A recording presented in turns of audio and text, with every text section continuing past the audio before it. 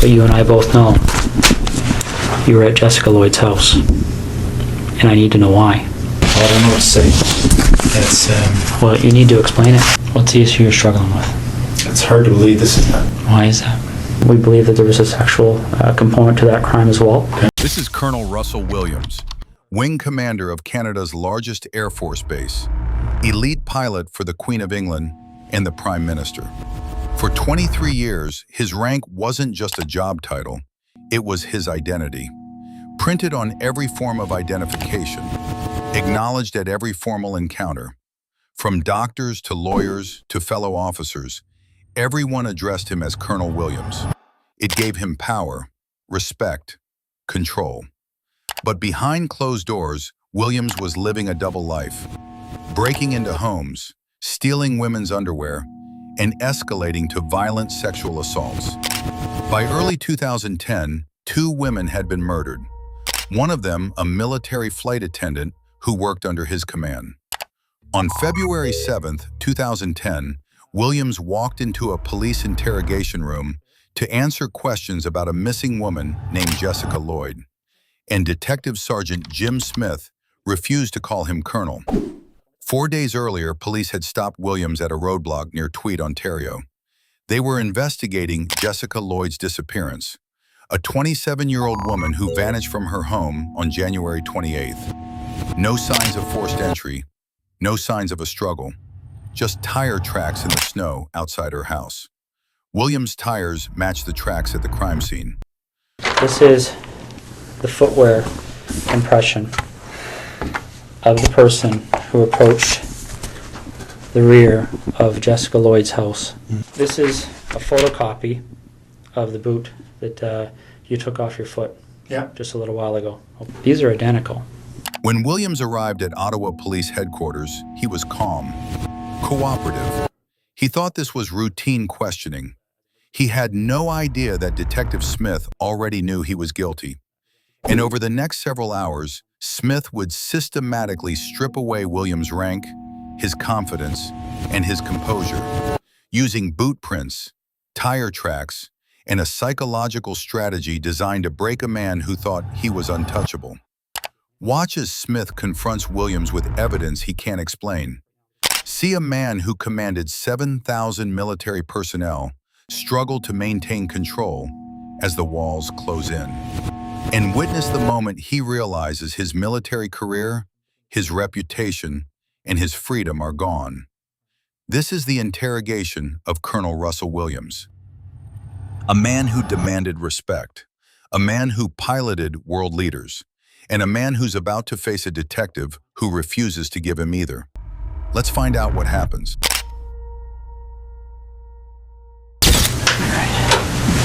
You just have to see here, Russell. The guy I was speaking with on whatever night that was Russ as well. Oh, yeah. And he took every number I had. Yeah, no, they were doing some pretty thorough interviews that night. So. Yeah, absolutely. I was All right. glad to see it. I'm just going to move your gloves here. That's a little microphone, just to make sure there's nice and clear. As you can see here, everything in this room is videotaped and audio taped. Check. You ever been interviewed by the police in a room like this before? I have never been interviewed like this. Oh, no? Okay. No. Let's get this set up here. I guess the closest interview by NIS for top secret clearance. Oh, yeah? All right. Well, again, Russell, I appreciate you coming in. Notice something? Detective Smyth never calls him Colonel. For 23 years, everyone addressed Russell Williams by his rank. Doctors, lawyers, fellow officers, everyone called him Colonel Williams. But Smyth refuses. He calls him Russell, sometimes just Russ. This isn't an accident. By stripping away Williams's rank, Smyth is stripping away his confidence, his sense of superiority. In this room, Williams isn't a decorated officer who commands 7,000 personnel. He's just Russell, a suspect, and Smyth is in control. An investigation like this, I mean, I'm sure you can appreciate it's been big news, especially down Belleville way. And, you know, obviously our approach to cases like this is that we don't give up on somebody being alive until we get evidence that they're not. So Because of that, we're treating Jessica's case as an emergent situation, obviously. So we're fast forwarding things that we might normally take our time with, and that's why we're here on a Sunday afternoon. So again, I appreciate it. We're going to do a pretty thorough interview today. Okay. The reason for that is because the last thing we want is to be calling people back again and again and again. Okay. So what we're going to do is we're going to go over a number of things, and I'm going to explain what all those are to you. Okay. I'm a big coffee guy. I don't know if you're a coffee guy or not. I didn't want to drink in front of you, so. No, I appreciate that. All right, go ahead. I could definitely, are they black? Yeah, they're just black with sugar. Well, I probably have it a little bit.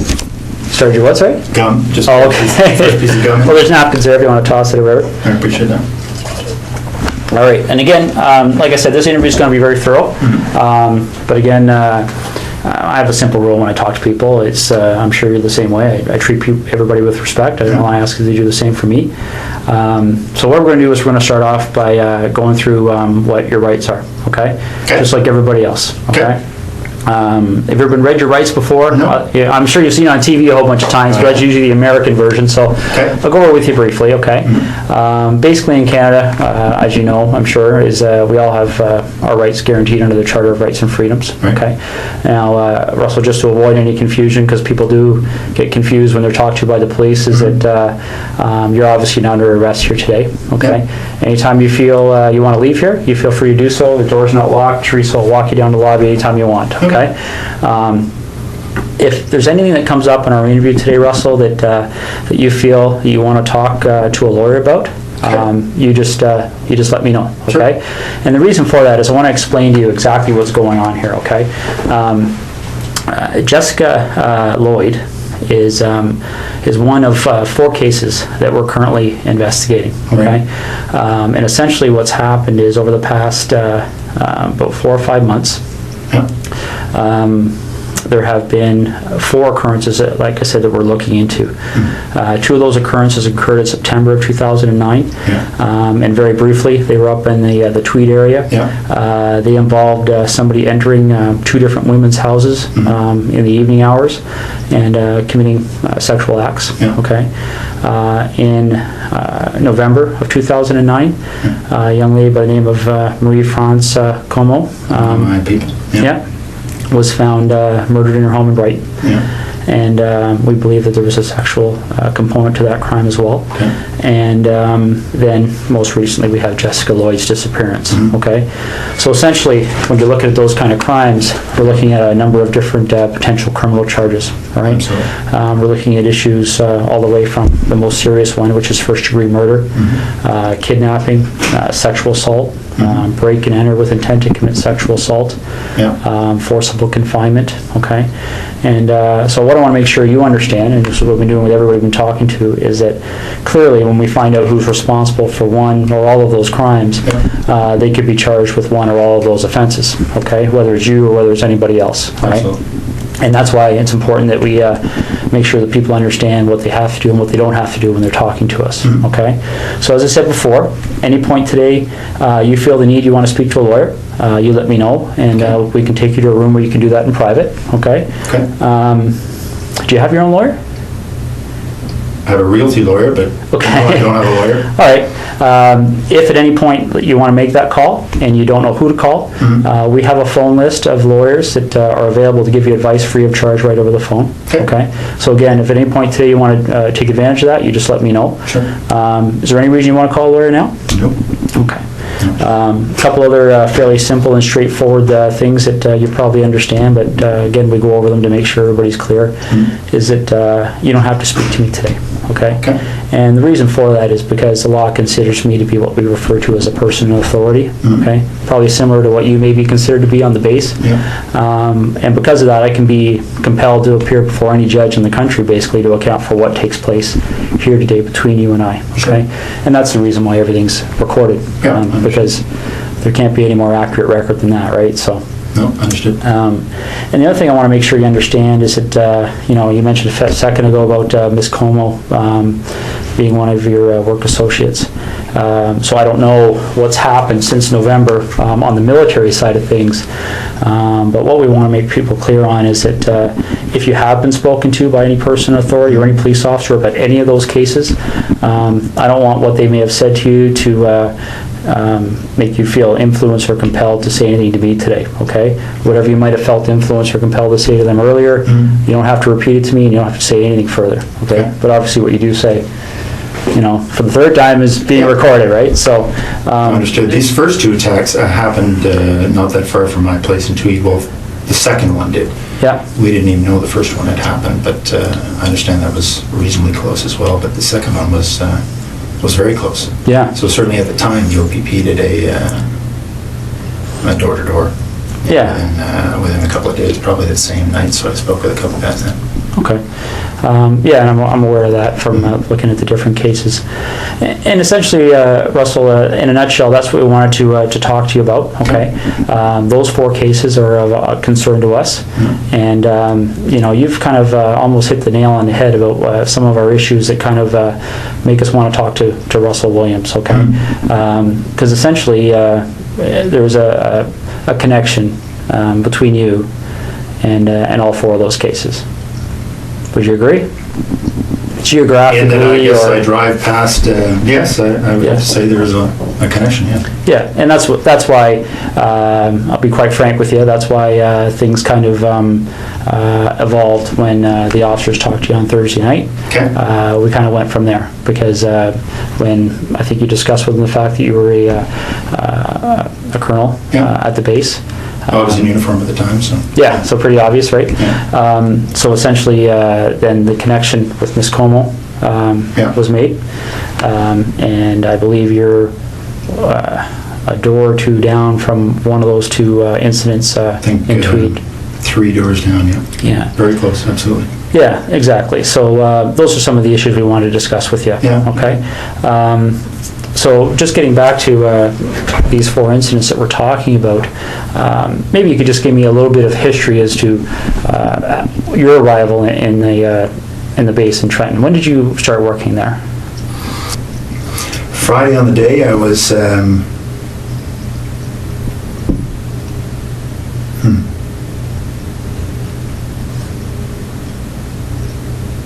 Friday on the day, I was at home most of the time. Most of the day, I had a sort of a stomach flu.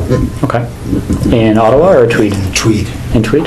Okay. yeah. So we backtrack then. So all day Friday, you're at home, Yeah. and then what time do you leave to go to the base to sleep there on the Friday night?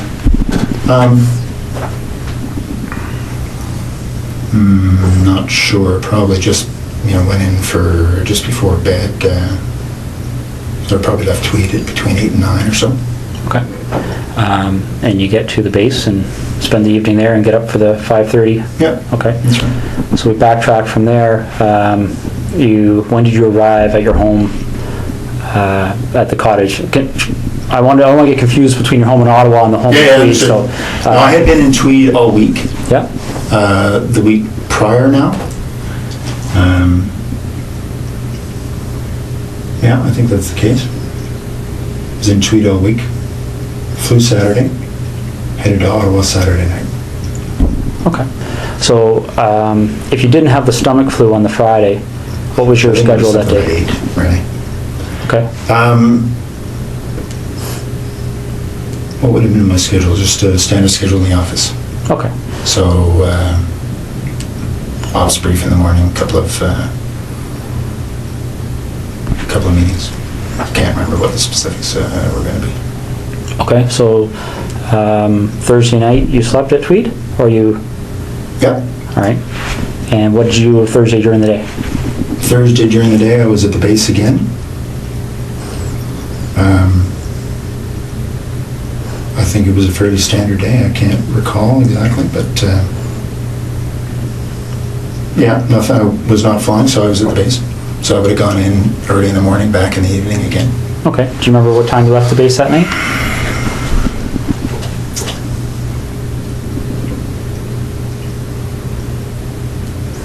I don't remember anything peculiar, so I would say, I don't know, probably 7 to 9, somewhere in that range. Okay. And that's when you left? Left the base, yeah. And what That's a 45-minute transit. So 45 minutes home? Yeah. Okay. Okay. Now, I'm not going to walk you through November, but I'm going to take you to a date that's probably pretty fresh in your mind, the day that Marie-France coma. Yeah. Do you remember how you found out? I do. Yeah, I was sent an email. Well, as soon as the ops staff and the base learned, they told me. Okay. So I got an email. I can't remember if it was late at night, early in the morning. It was certainly. I saw it. I want to say first thing in the morning because I had just come back from Ottawa. I was in Ottawa for a set of meetings on one of the days. I can't remember what day of the week we're talking about, but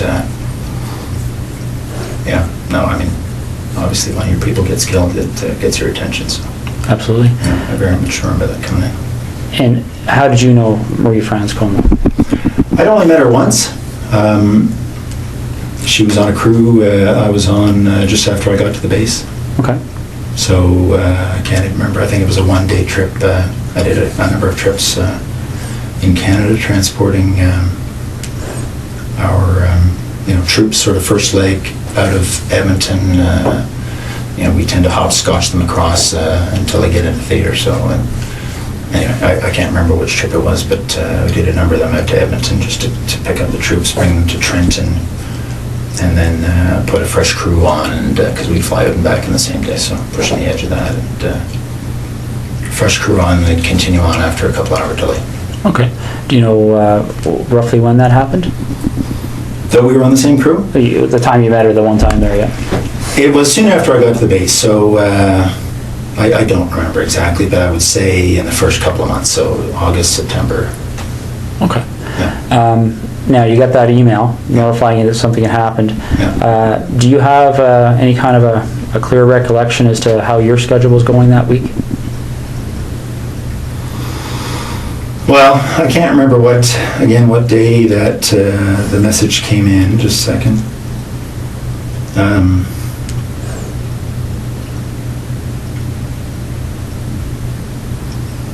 No, I can't remember what day of the week, but I'm just thinking there was a whole bunch of activity spun up as a result, obviously. No, I can't remember the day of the week.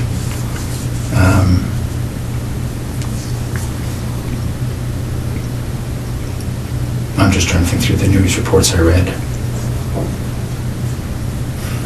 No, I'm sorry, I can't remember what day that was, but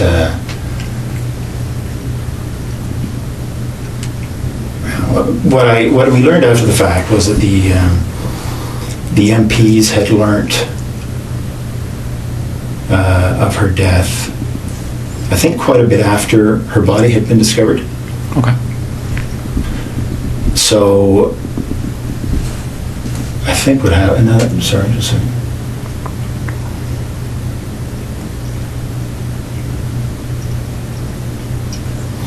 Okay. So I think, if I remember correctly, the MPs learned late that evening. Can't remember when, obviously her body was discovered. It was probably in the news reports, but so they learned, and then they passed it to ops, so they immediately passed it to me. Okay. The MPs work for the wing operations officer, so they go through their chain of command, and then as soon as the duty watch officer had that information, she advised me. Okay. So again, that Along particular week... Along with some others. Right. I'm sure it spread like wildfire. Yeah, absolutely. So that particular week, do you have any recollection? Well, for instance, when you got the email, Yeah. do you remember where you were? I was at home in Tweed. Okay. Yeah. Do you remember if that was a week that you were reasonably stable in Trenton, or had you flown? No, over? I had been in Ottawa. I had been in Ottawa earlier in the week for some meetings over in Gatineau for one of the, it's actually for the C-17 acquisition. I was project director when I was here in Ottawa for that, so just some follow-up stuff for that. Okay. So I had been here at some point in that week. Again, I can't remember how the days all fell together, but I seem to remember that I got this word shortly after having come back from Ottawa. It seems to me it was the same week. So if we were to do a similar investigation in your background, is there anything you can think of that anybody may have misinterpreted, or anything in your history that somebody might say Russell Williams Absolutely. did this? No. Okay. Be very boring. What's that? It'll be very boring. All right, because essentially that's what I'm looking at, is that you seem like a very intelligent person, and I think you can see how a surprise like that would certainly set off Absolutely. some alarm bells in our investigation, right? Okay. So the next thing we need to cover off is, well, I'll just ask you this straight out. Given the types of crimes we're investigating, do you get much chance to watch television shows, CSI, things like that? I do watch, I prefer Law and Order, but I do watch CSI occasionally, yes. Okay. So you have an idea of, obviously, the forensic capabilities, things like that are out there. What would you be willing to give me today to help me move past you in this investigation? What do you need? Well, would you be willing to supply things like fingerprints, blood samples, Sure. things like that? Yeah. Okay. Footwear impressions? Yeah. Did you catch that? When Smyth asks for footwear impressions, Williams quickly glances down at his feet because he's wearing the exact same boots he wore the night Jessica Lloyd disappeared. Williams knows the prints will match, but saying no would make him look guilty. So he agrees, thinking he can explain it away later. But when Smyth shows him the comparison, Williams realizes he's trapped. The boot prints are identical, and he has no explanation. Okay, all right. I think that's what we're gonna ask you to do. Okay. All right. Now we have a process we have to go through to do that. Okay. And for the blood sample, I don't take the blood sample. We have specially trained officers that are trained to do that. Okay. I'm going to step out and make sure they're still available. Can I assume you're going to be discreet? It's possible. Yeah. Because, this would have a very significant impact on the base if they thought you thought I did this. Well, bottom line, Russell, that's one of the reasons we're here on a Sunday afternoon. Okay. The military certainly be of great assistance to us, especially in relation to Miss Como's investigation. So that's certainly one of the things that went into our decision to give you a call at home today and see if we could deal with this today. Okay. So, okay.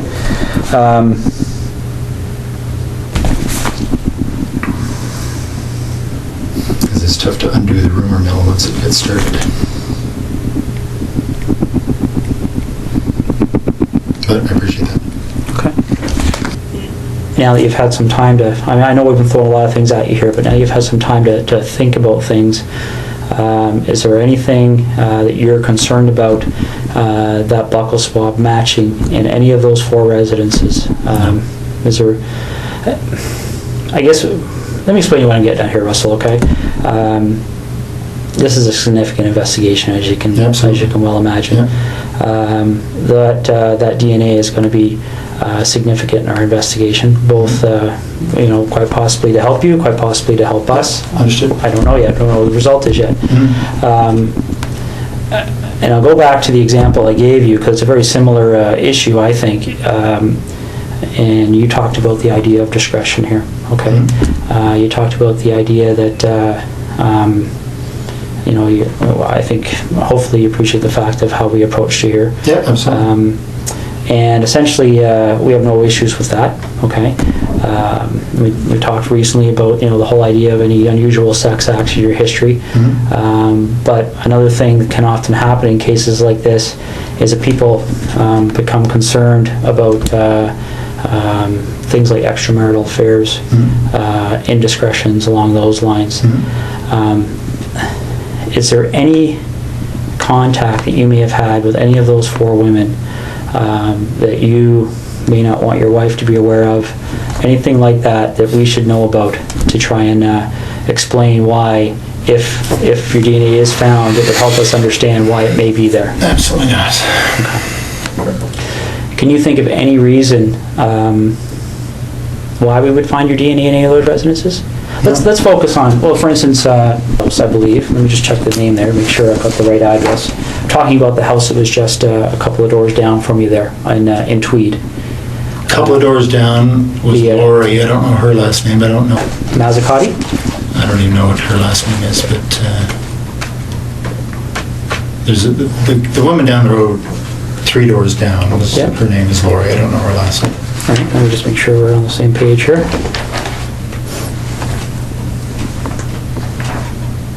Okay. My understanding is she lived at 76 Cozy Cove. Yeah, so she would be the second one. The second incident on your road there. Yeah. A couple of doors down. Ever been in her house? No. We met her once, I think the first summer we were there, so in '04. Okay. And that's what I'm getting at. Again, this is a credibility issue, right? Yeah. Because I don't want to come and see you 2 weeks from now and say, Russ, Yeah. our CSI people in that house. And are you familiar with how DNA works? I think broadly, yes, I would Okay. guess so. One of the challenges we have in 2010 with DNA is it's become so precise that I guess the best way to explain it is I can think back 15 years ago when I started in violent crime investigation. Yeah. For us to get a DNA match, the sample we had to find was, probably would have filled half of one of these cups. That was it. Because they destroy so much of the sample in the testing. Okay. Essentially, DNA has become more and more precise to the point where when you and I walked in this room earlier today, we could have sat down, talked for 30 seconds, walked out. CSI officer could have come in 3-4 days from now, Yeah.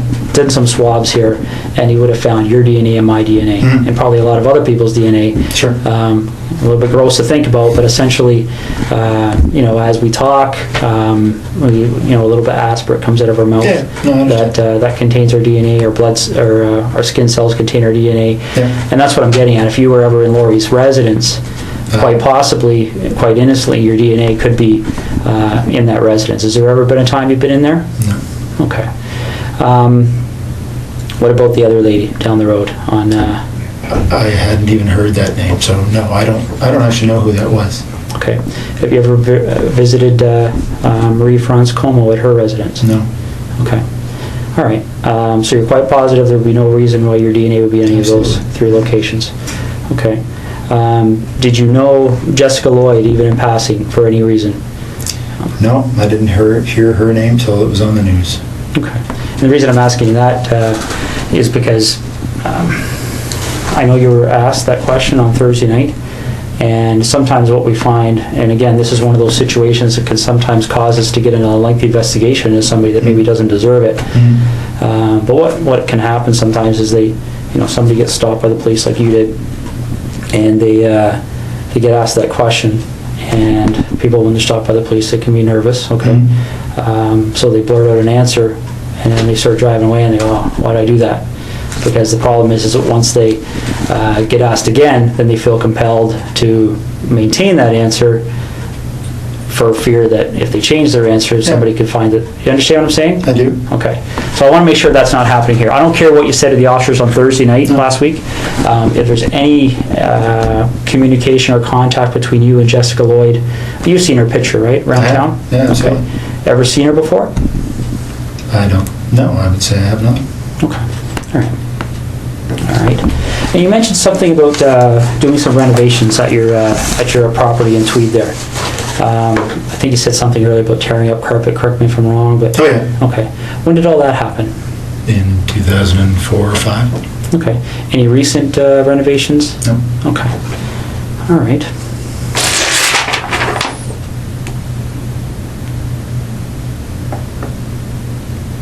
Just want to make sure I'm covering all the bases here. Okay.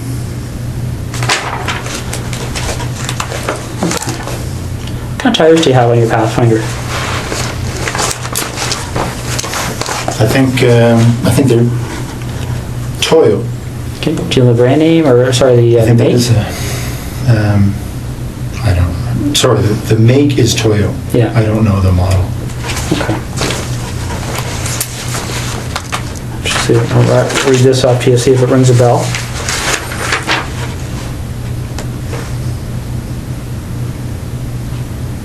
Ever heard of, does Toyo Open Country HTS That sounds make any right. sense? Yeah. Okay. When did you have those tires put on your Pathfinder? Well, it's the second version we've had of them, so I think it might have been this past fall. They replaced other ones we'd had on the same. Okay. Well, Toyo, I can't say that they were the same, exactly the same model, but our dealership here in Ottawa says they're very popular for the Pathfinders. Okay. And they were good. They lasted a long time. All right. I've had to, I think you were talking about the whole idea of the MPs helping us with our investigation, stuff like this. You have the same system as we do at our headquarters with the swipe cards. One of the things one of our investigators did is they made a call while I was talking to you there because we were trying to work through that week of the 23rd of November. Okay. 23rd being the Monday, 24th being the Tuesday. Okay. What they've told us is that, and I want to make sure I get this right, is that on the 23rd, your swipe card was being used at the base, okay? Okay. On Tuesday, 24th, there was no use of your swipe card. Okay. And then on the following days, the Wednesday, Thursday, Friday, there was what appeared to be average activity of your Okay. swipe card in the base. Does that make sense to you? It does. That says that I was in Ottawa on the Tuesday. Okay. Do you remember where in Ottawa you were? Yeah, I was in Gatineau with, as I said, meeting about the C-17. Okay. Now, again, I want to be fair to you here, we're going back 2 months. Yeah. Are you sure that would have been the day you were in Ottawa? Well, only because I wasn't at the base. Okay. So I can't remember, honestly, that that's the day I had the meeting in Ottawa, but if I wasn't at the base, it was because I was here. Okay. Now, if that is the day you had a meeting in Ottawa, do you remember being at the base on the Monday, the 23rd, and swiping your card in and out? Do you remember what you would have done that evening to get to Ottawa for that meeting? Like, would it be... I drove to Ottawa in the morning of the day of my meeting, so if it was the Tuesday, then I would have left Tweed. It was a very foggy morning Okay. that morning. And I drove in that morning. Okay. So I would not have been at the base the day I was in Ottawa, because the meeting started at 8:30 or something. Okay, so you leave the base, you would have went home to your residence in Tweed, Yep. and then you left Tweed in the morning and drove up to your meeting in Ottawa? Yep. Okay. You leave the meeting in Ottawa as a daytime meeting, evening meeting, or do you remember? Yeah, it was a daytime meeting, finished, I don't know, mid-afternoon or so. Okay. We had lunch and then finished. I think my wife and I had dinner, because she was here for work, and then I headed back. Okay. Well, these are the kind of things I'm trying to draw out here. That's helpful to us. Do you remember where you had dinner? Well, I don't remember exactly the restaurant, but it was in Westboro, because that's where our house was being built at the time. So we had dinner, in a restaurant that we would expect to be able to frequent once the house was finished. Okay. Remember how you paid? One of us would have paid by MasterCard. Yeah. Okay. Are you sure about that, or? Pretty sure. That's normally how we Okay. pay for meals. All right. Can't remember if it was me or my wife that paid, but one of us. Okay. And do you remember which restaurant it was again? No. Okay. All right. And you see what I'm getting at, right? I mean, that can be very helpful for us, because if we can track Yeah. that issue, right? yeah. We can put somebody paying for a meal at a location. Oh, I was meeting with 15 people or so that day. So Okay. And what time did the meeting end? I would say between 3 and 4. Okay. And are you sure that that's the same day you went out with your wife? Well, I think so. Yeah, because she was here, and I think that was the day we went to this restaurant in Westboro. Yes. Okay. You finished dinner, and do you remember what you did that evening? I would have driven back to Tweed. Okay. And you would have... Now, again, I know we're talking 2 months ago here, but do you Yeah. remember specifically having dinner and then driving back to Tweed, or do you remember, are you just guessing here? No, I'm not really guessing. I mean, I believe that this night at this restaurant was following the meetings in Ottawa. And I, kissed my wife goodbye and headed back to Tweed to go to work the next day. Okay. All right. The tires that you have on your truck, right? The reason I asked you about that is there any time, I mean, you recall where you were stopped by the officers there? Yes. Okay. Did they explain to you what the significance Said of that was her house. That was her house, Yeah. okay. So you remember that location? Yep. Do you remember what the crossroad was, or? I don't think there's a crossroad. It's sort of just on the south end of 37. Okay. When you get stopped at that location, has there been a time in the recent 1 or 2 weeks that your vehicle has left that road for any reason whatsoever? Have you driven into a field with your vehicle at all? For any reason you can think of? No. Okay. Because I want you to rack your brain here. This is important. So, Yeah. is there anything you can remember doing that would have caused you to drive off the road No. at that section of roadway? No, that's my early, that's the early part of the highway, and just head north. It's about 30 minutes from there to, probably 20 from there to my house. Okay. Would it surprise you to know that when the CSI officers were looking around her property, that they identified a set of tire tracks to the north of her property? Looks as if the vehicle left the road and drove along the north tree line of Jessica Lloyd's property. Okay. Okay. They took, they examined those tire tracks, and they have contacts in the tire business. Obviously, tire tracks are a major source of evidence for us. Sure. Shortly after this investigation started, they identified those tires as the same tires on your Pathfinder. Really? Yeah. Okay. Okay. One of the other things that they do to try and identify the type of vehicle that may have left those tires, well, is they do two things. They talk to witnesses. Okay. There was a female police officer that actually drove by that location that evening and recalls seeing an SUV type vehicle in the field to the north of Jessica Lloyd's house, consistent with a Pathfinder. Okay. Could maybe consistent with other things, but consistent with a Pathfinder.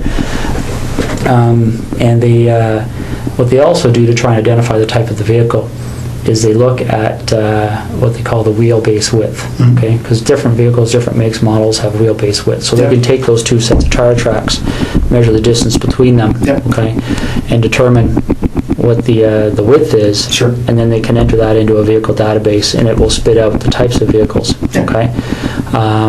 Your Pathfinder's wheelbase width is very, very close to the width of the tires that were left in that field. Okay. Do you have any recollection at all of being off that road? I was not off the road, no. Okay. All right. Russell, is there anything you can think of?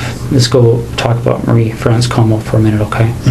Is there any reason at all you can think of that during our investigation, obviously we're searching computers, things like Blackberries, right? Electronic devices, looking through houses for things that are in handwriting, written notes, diaries, things like that.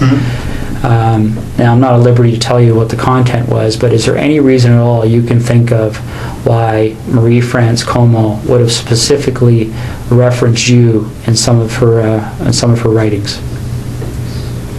Not at all. No? No, absolutely not. Okay. Is there anything that she ever said to you that led you to believe that there might be something more than a passing interest with her towards you? Not at all. No, we spent, one flight together talking. I'd go back occasionally and talk. No, if that's the case, that's very surprising. Okay. All right. You have any questions for me right now? No. Okay. I'm just going to step out and see how things are going, okay? I mean, it is a Sunday, but there's probably 60, 70 people working on this file, so there's a lot of things happening. Sure. So let me go out and see what's happening, and then I'll come back in and we'll hopefully continue, okay? I told you when I came in here that I'm going to treat you with respect, and I've asked you to do the same for me. We talked about the whole idea of how we've approached you here, okay? The trying to be as discreet as possible, okay? But the problem is, Russell, is every time I walk out of this room, there's another issue that comes up, okay? And it's not issues that point away from you, it's issues that point at you, okay? And I want you to see what I mean, all right? This is the footwear impression of the person who approached the rear of Jessica Lloyd's house on the evening of the 28th and 29th of January, okay? All right? Now, I want you to keep in mind that this is slightly smaller, okay, in scale, okay? Okay. All right, that's not to scale. The footwear is actually bigger. Okay. If you look here on the ruler, you'll see that 1 inch is just slightly smaller than an actual inch, okay? But this is the way it prints off on the computer. Yeah. I'm going to move this over so you can see what I mean, all right? Because essentially, when you're dealing with footwear impressions, we have a gentleman on the OPP who's basically world-renowned. His name is John Norman. And essentially, with footwear impressions, you're in a situation where you're pretty much in the area of fingerprints, okay? And essentially, what we're talking about here is, especially when you start adding in other pieces of information that support an investigative position, okay? This is a photocopy of the boot that you took off your foot just a little while ago, okay? Now, I'm not an expert in footwear impressions, so I rely on the experts. Footwear impressions are very much like fingerprint comparisons, okay? You take a look at this print, and again, this is one print. This person walked through, there's several different prints to compare, so we're going to get features off of one print to compare, features off another print to compare. These are identical.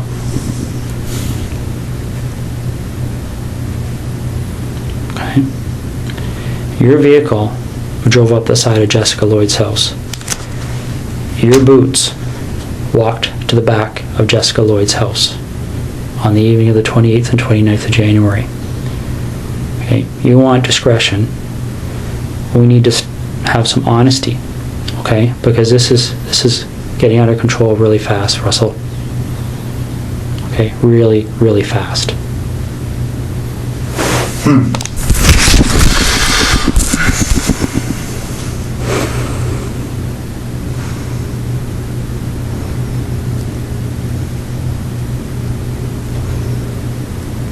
This is getting beyond my control. All right, I came in here a few hours ago and I called you the way I called you today because I wanted to give you the benefit of the doubt. But you and I both know you were at Jessica Lloyd's house, and I need to know why.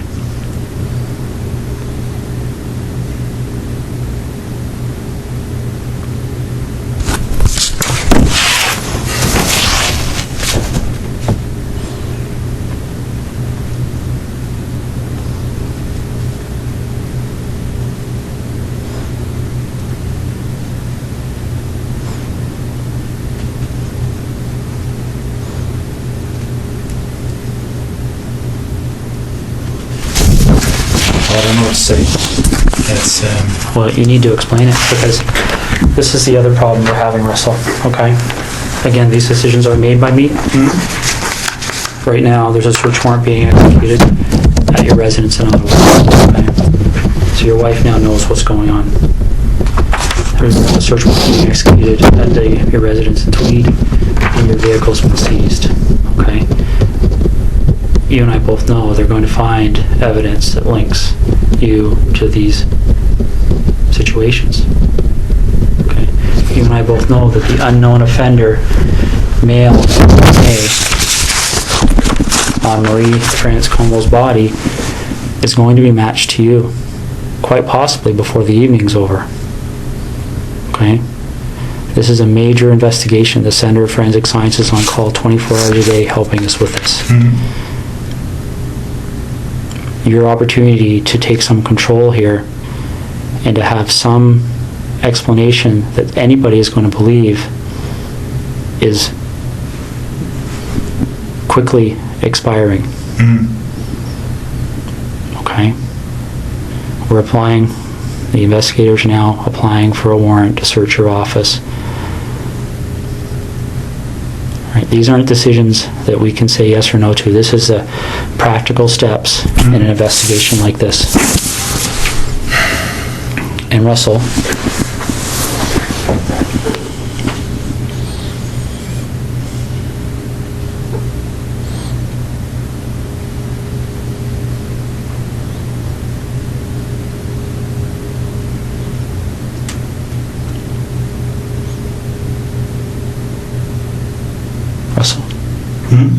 listen to me for a second, okay?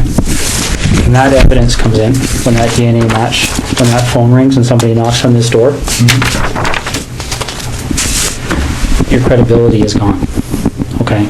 Because this is how credibility works, all right? And I know you're an intelligent person and you probably don't need to hear this explanation, but I also know your mind's racing right now, okay? Because I've sat across a lot of people in your position over the years, okay? The bottom line is that as soon as we get that piece of evidence that solidifies it, DNA, okay?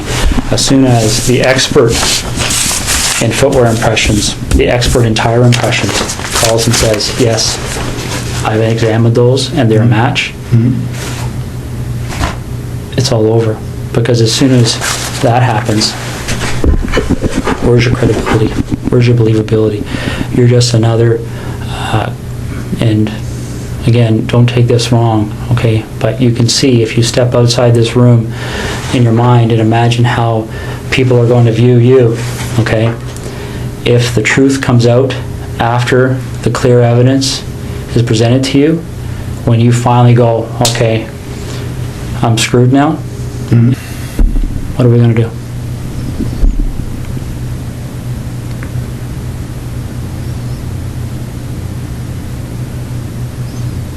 Russell, you know there's only one option. What other option is there? What's the option? Well, I don't think you want the cold-blooded psychopath option. I might be wrong. Okay, because don't get me wrong, I've met guys who actually kind of enjoyed the notoriety, got off on it, got off on having that label. Bernardo being one of them.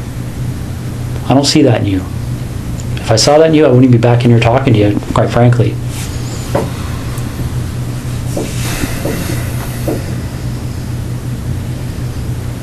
But maybe I'm wrong. Maybe you got me fooled. I don't know.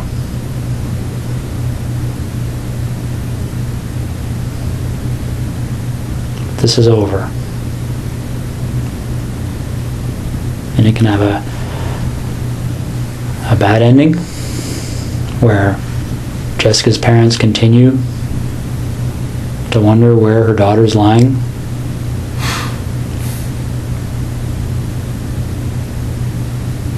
And I don't know. I mean, obviously there's a huge search still underway and it'll continue. It'll continue until her body's found. That might even happen tonight for all I know. Once that happens, then I don't know what other cards you would have to play.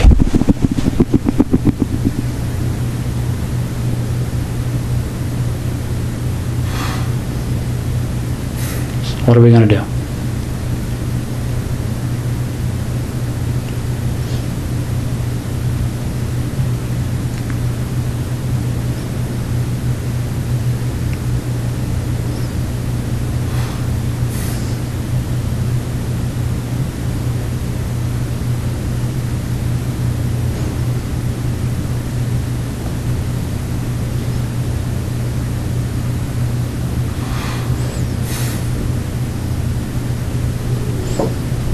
Russell,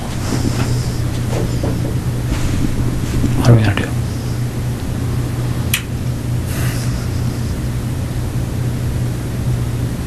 Call me Russ, please.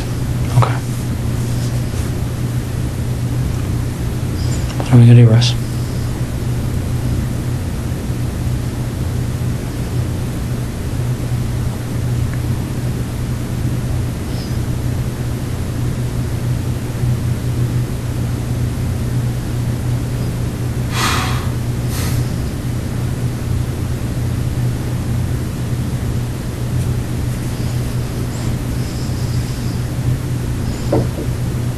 Jessica somewhere we can find her easily? Like, is this something where I can make a call and tell somebody to go to a location and they're gonna find her, or is this something where we have to go and take a walk? It's just hard to believe.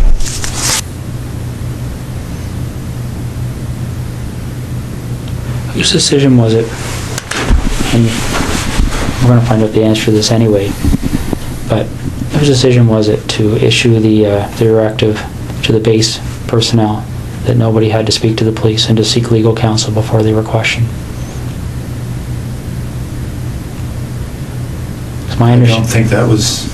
My understanding, that direction came from somebody that reports to you. What do you think they're going to say, Well, Russ? no. What do you think they're going to say? All right, and let's step back for a second here, okay?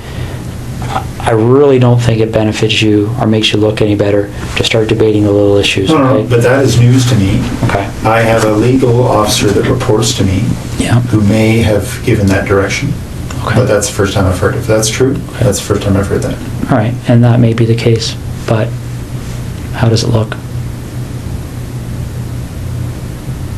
Right? We're not even dealing with something that's really even evidence, because it's not needed. I mean, when you No, no, have, but when you that- have DNA and all this other stuff, that's not even What really was the an issue. direction? I don't recall, but it was something along the lines of telling the people on the base that they weren't required legally to speak with police, and they should seek legal counsel before they decide to speak. But, Well, if that was actually said, it would not have been to the base at large. It may have been to the individual, the boyfriend who is the suspect. okay, my understanding, it went out to all personnel. No, absolutely. Maybe no, only under your command, I don't know. It didn't. Okay. Okay, that's I fine. didn't ever see it. That's fine. Now let's get back to the issue. What's that? So you talk about perception. My only two immediate concerns from a perception perspective are what my wife must be going through right now Yeah. and the impact this is going to have on the Canadian Forces. Where do we go? Russ, is there anything you want from me? Is there anything you want me to explain? Is there something missing that you're struggling with that I can shed some light on for you?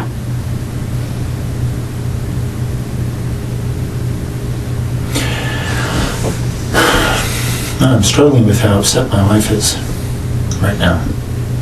Russ, what are you looking for?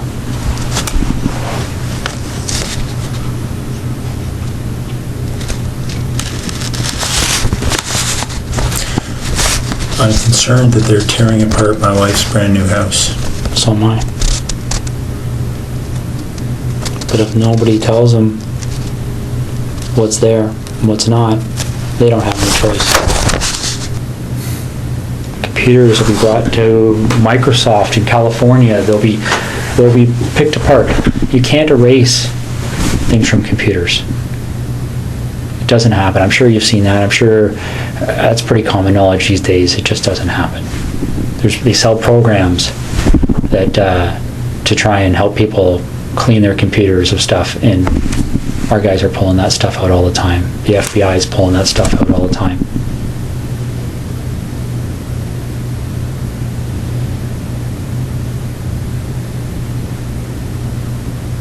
This investigation will end up costing no less than $10 million. Easy. And they will say no to nothing. Any request this major case manager makes on this case, they've already been told it's approved. Don't even bother asking.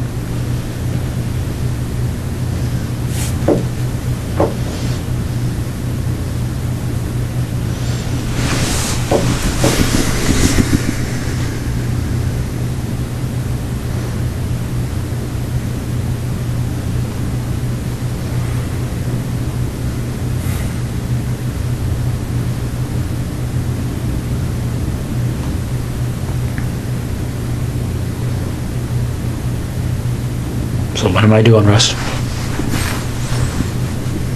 I put my best foot forward here for you, bud.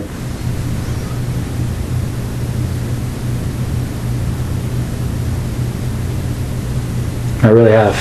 I don't know what else to do to make you understand the impact of what's happening here.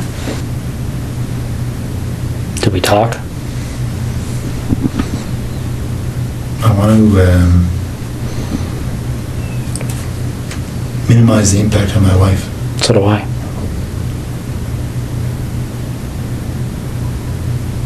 So how do we do that?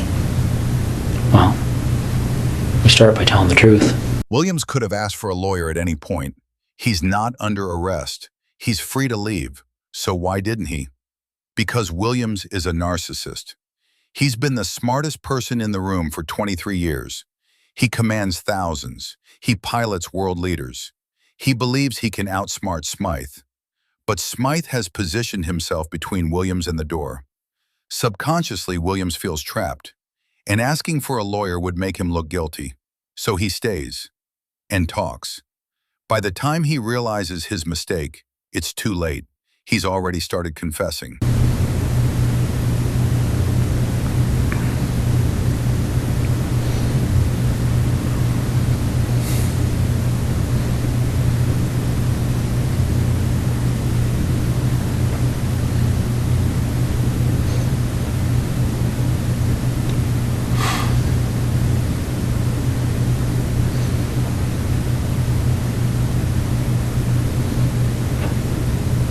Okay. Okay. So where is she?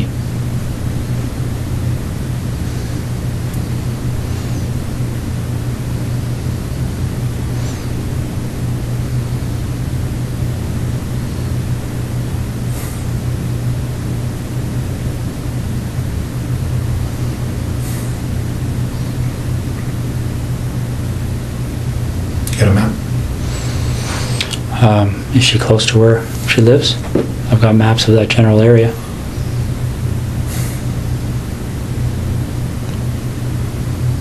Which town is she near? Why don't we start there?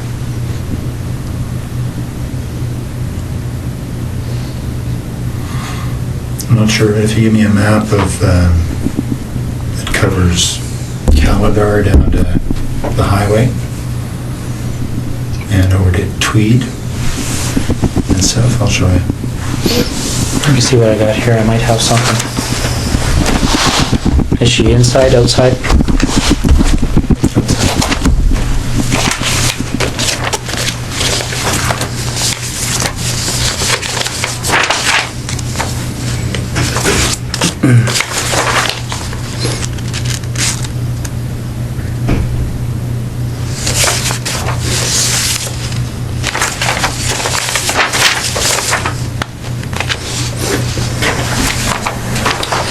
Probably the biggest area I have there, Russ.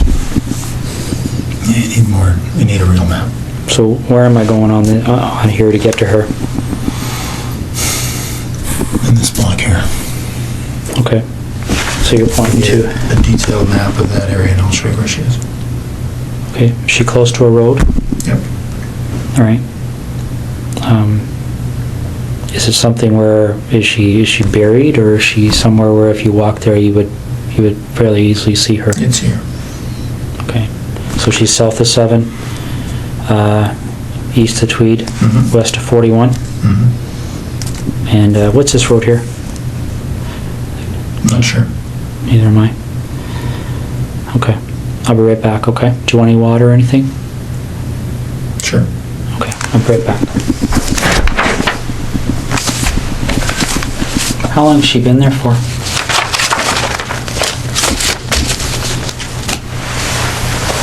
A little over a week. Was it fairly quick from the time she left? Friday night. Friday night? Yep. So where was she between Thursday night and Friday night? In Tweed. With you? Yep. How long was she alive for?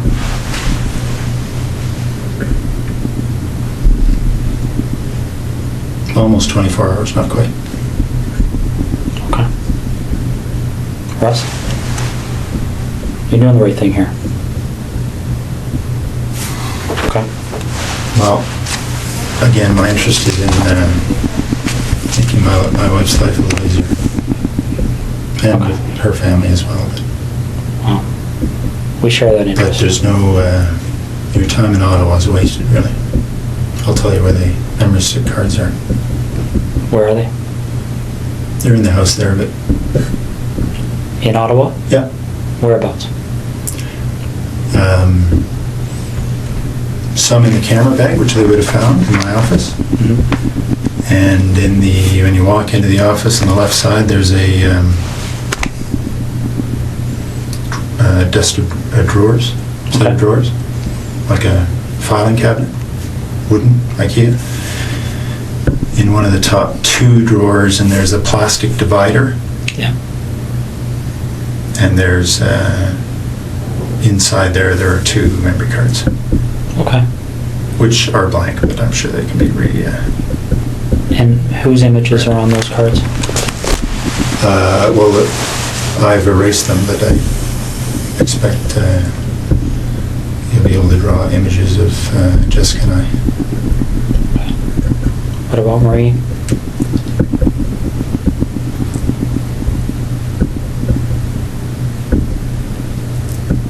There may be images on there as well. And the 2 women from September?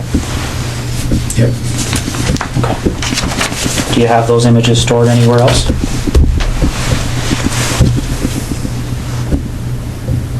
Yeah, there are 2 hard drives in the house in Ottawa. I can draw you a little picture if you like. Sure. Do you want to do that now while I'm getting them out? Okay.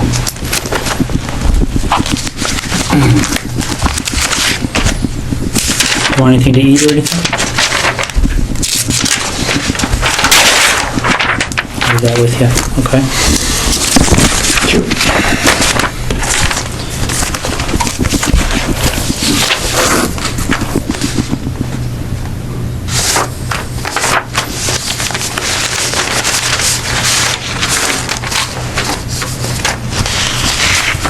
But I do want to talk to you, Jim. That's the plan. Okay.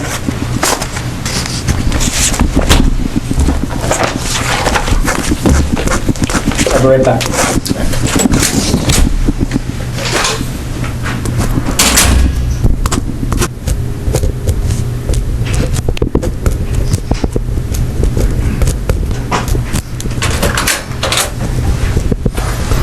Can you make it up there? Thank you. Can you make it up?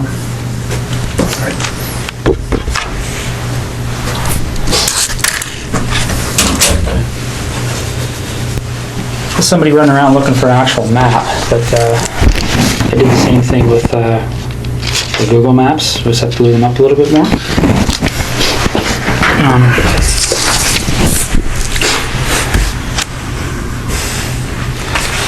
This is the biggest of the area. Well, this might have better parameters for you. Here's Tweed.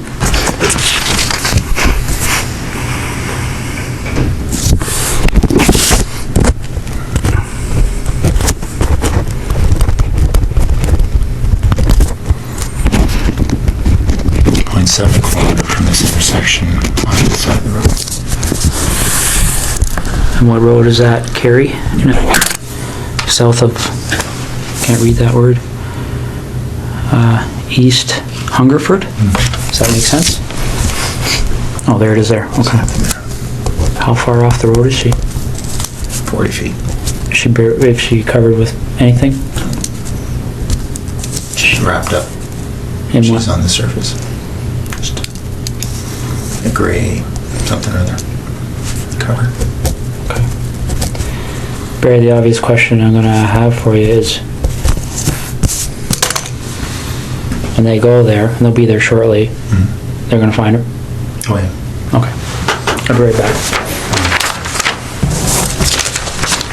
You look like you want to say something. Just that this place, my wife, it's been a dream for a better part of a year, so I'm keen to get them what they need and so they can leave her alone. Okay. Well, we're going to do our best to keep that as low key as possible, okay? What do you want to talk about? Because it's pretty wide open now, eh? Yeah. What do you want to know? Well, do you want to work forwards or backwards? Doesn't matter. Why don't we start with Jessica? Okay. How does that start for you?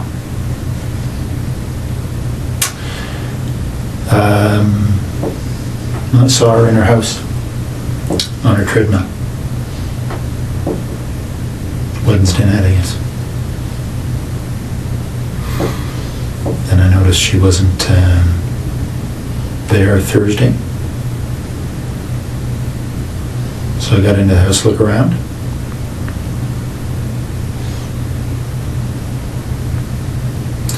Then, and then left. Noticed she'd come home. So I went back in. Through the back patio door while she was sleeping.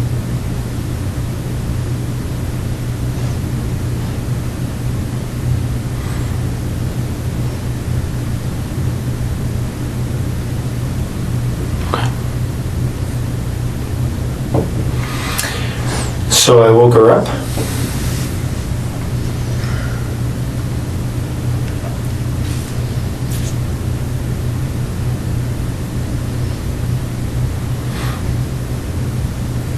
Didn't hit her. She only hit her once. Friday night.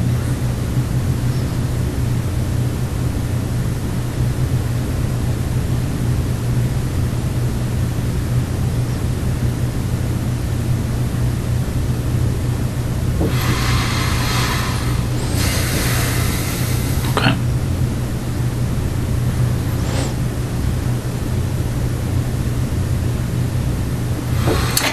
Well, so I raped her in her house. And then I took her to the car and took her to Tweed.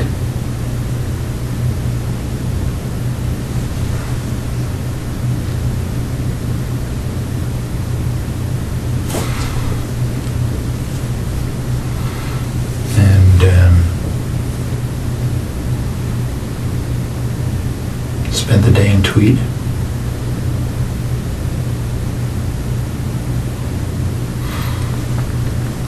And then I hit her as we were walking. She thought we were leaving.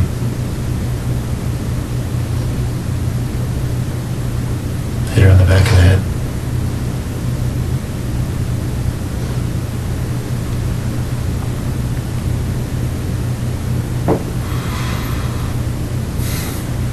Okay. Anything in particular? Well, what did the hit on the back of the head do?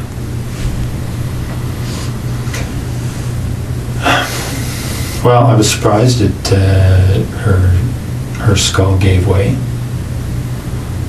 She was there and immediately unconscious. And I strangled her. Okay. What did you hit her with?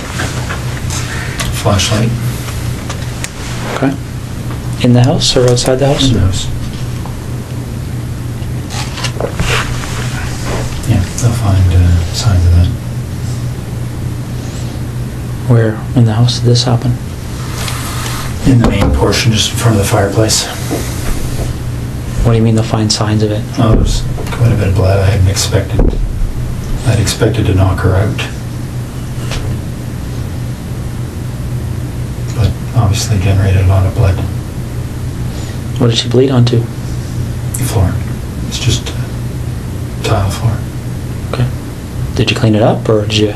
I wiped it up. I know it'll be easily spotted. What makes you think that? Like, if I walked in that house right now, would I see You it? wouldn't see it, not at all, but, you know, the right science will show it, I'm sure. Okay. So when that happened, did she have clothes on or was she naked? Or? She was dressed. Okay. So when we find her, is she gonna have those clothes on too? Yeah. All right. Okay.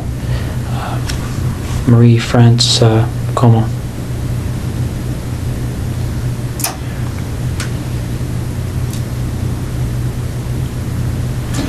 There was an open window in the basement of her house when she was away.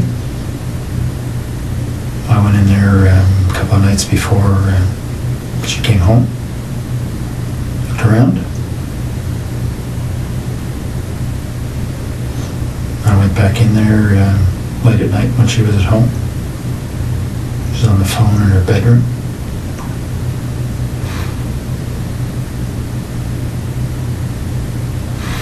She actually discovered me in the basement. She was trying to get her cat to come upstairs, and the cat was in the basement, had seen me and was fixated on me in the corner. She couldn't get the cat up, so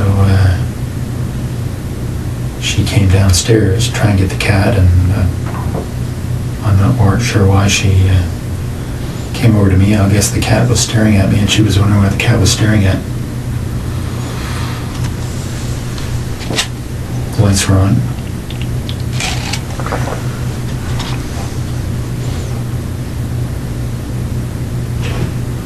So when she spotted me, I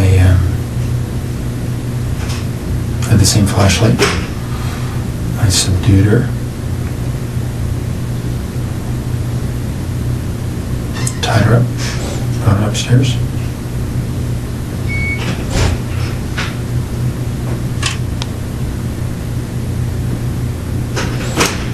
And strangled her later in the morning. Well, more suffocated her. Some tape.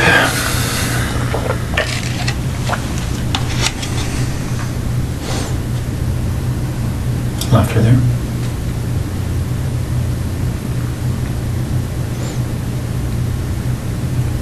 How did you subdue her? And when you say subdued her in the basement, what did you do? Well, I had the same flashlight, and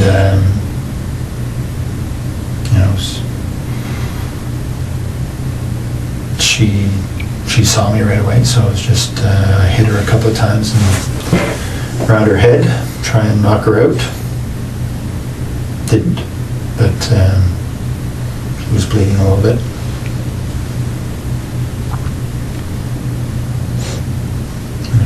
Eventually,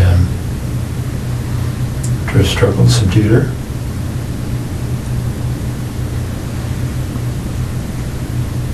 Okay. Any blood from that struggle? Oh yeah. No, not a whole bunch, but a flashlight did break her skin a couple of times. Okay. What area of the basement did that take place in? I was hiding behind the furnace, so she spotted me right there. Okay. Did she recognize you? No, I had stuff on my face. Okay.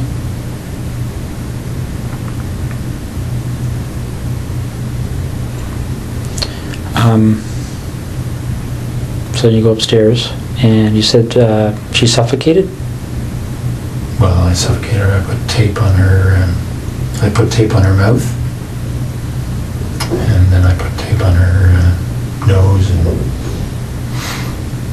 held it there so she couldn't breathe.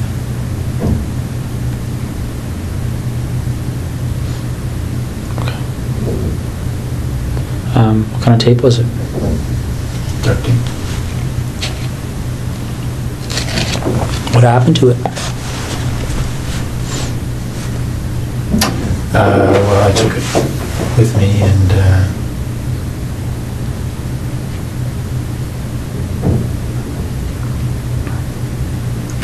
can't remember what actually I did with that tape, but probably threw it in the garbage. Did you use tape for any other purposes?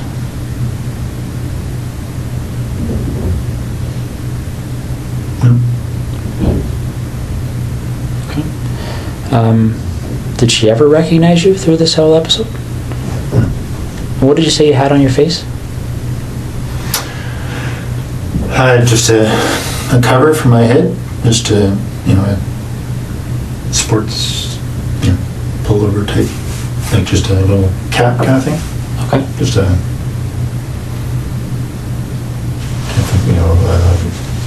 liquor or something. And just a headband over my nose and mouth. So it covered most everything but my eyes. Okay. Now this flashlight, where is that now? And tweed. In the house? Yep. What kind of flashlight is it? It's a red 3 double D. I'm not sure what brand it is, but it's a metal, one of these aluminum. It's like a big, I can't remember what brand it is. Aircraft aluminum flashlights already see around. Anyway, it's a bigger one of those. Did you take anything out of Marie France's house or Jessica Lloyd's house? Yeah, some of their underwear. Okay. That's all. And where is that?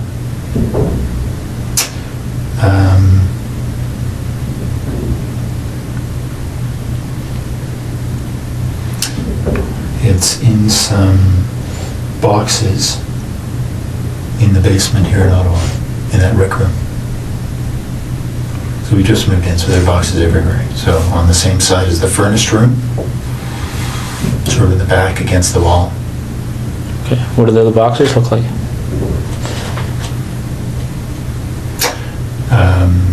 I think one's a scanner, the box for my scanner. Mm-hmm. They're all right next to each other, so a quick look through the boxes there will find it. Okay. How much underwear is in those boxes?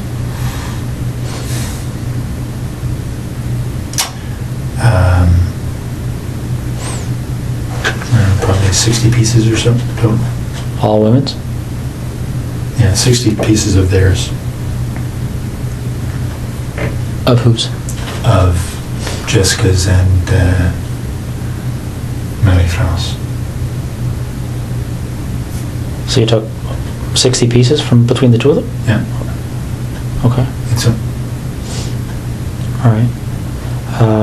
And they're in like when you talk about a scanner, is it a computer scanner box? Well, a computer scanner is up in the office and its box is down in the basement, so Okay. it's inside that box. Does any of the underwear in those boxes belong to anyone other than Marie France or Jessica?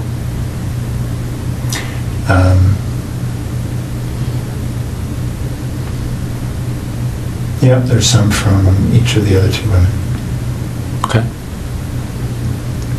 Why don't we talk about those two women? Mhm. So the first one happened on the 16th, and I don't know why I can't recall their names, but the lady that was that lived closer to you. No, Lori was closer to me. Okay. So the first one, Mhm. I had just spotted her from our boat, actually. I got into the house while she was asleep. Noticed that she was alone.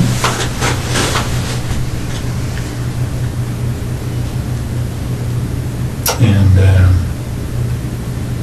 just hit her with my hand while she was sleeping.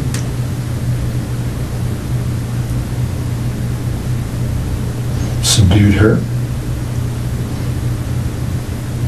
Mostly just my weight on top of her.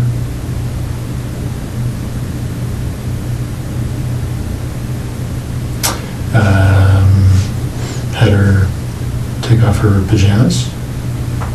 Took some pictures. Took some of her underwear and left.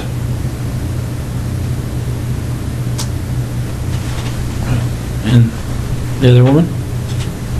Same kind of deal. Got in through the back of the house.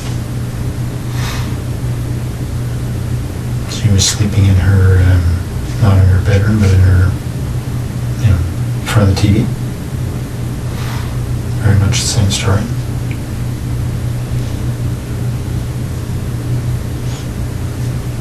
Anything different about that story? I mean, pretty much the same story and exactly the same story are two different things, right? Yeah, no, not much different at all. I did have the flashlight. That time I had her with a flashlight. Didn't think it would knock her out. Didn't. So, and I subdued her with my weight.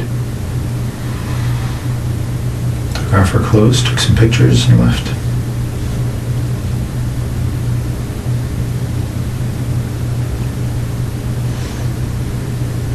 Why do you think these things happen?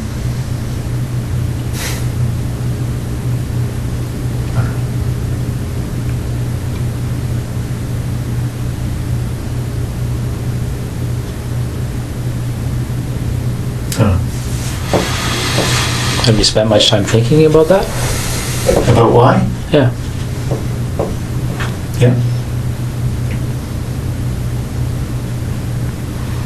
But I don't know the answers.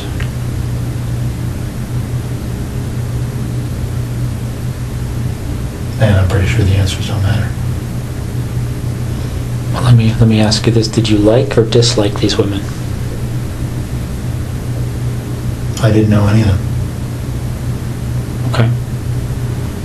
I had met Maddie France that one time in our airplane. Okay. No, I guess when you're going through these things, are you? Well, let's talk about Jessica, because she was there with you for the whole day, right? Mm-hmm. What kind of feelings were you experiencing while you were with her that day?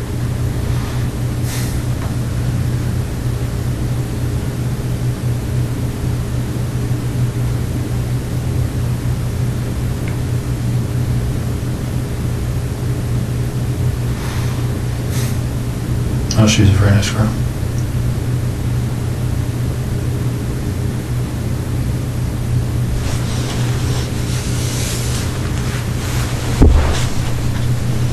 Can you tell me why you killed her? Right. Do you know why you killed her? Well, I think I killed her because I knew that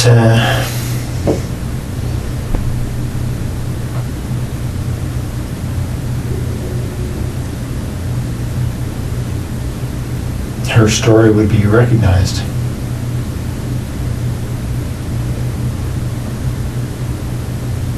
Her story would be recognized? How do you mean? Well, because she knew I was taking pictures. Mm-hmm.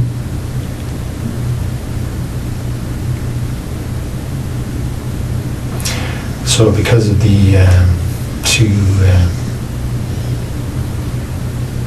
stories in Tweed, that would have been a fairly, been quite obvious. So if you didn't take pictures, what would you have done with her?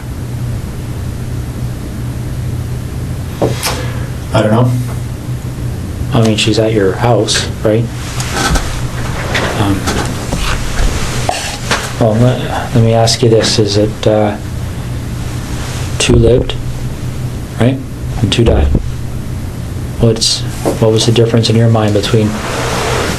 Well, the attention the first 2 got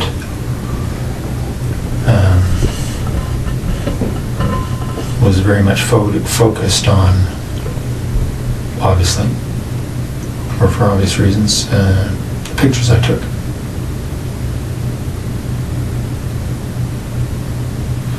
So anybody else telling stories about pictures, right, would have been a fairly straight line.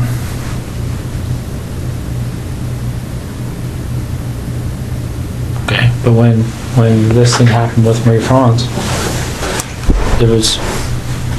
did you believe that you were already a suspect for what happened in Tweed? No. So what were you concerned about? Well, because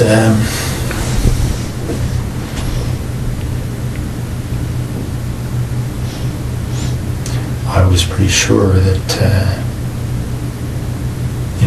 she was serving military, right? Mm-hmm. It would have been difficult for investigators to ignore that connection.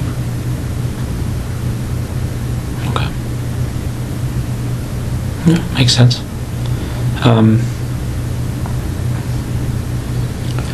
Let's go back to Jessica then, okay?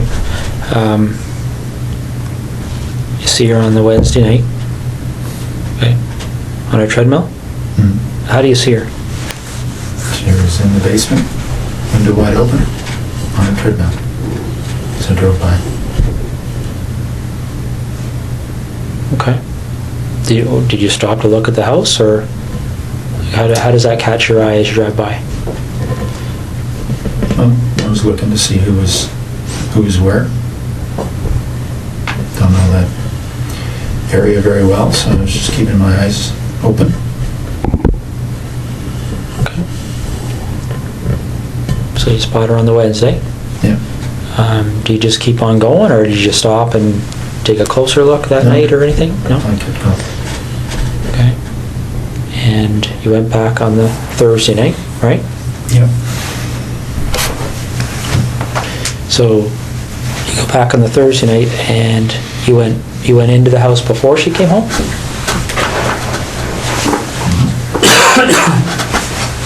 Yeah, she was out. Okay. Done with those.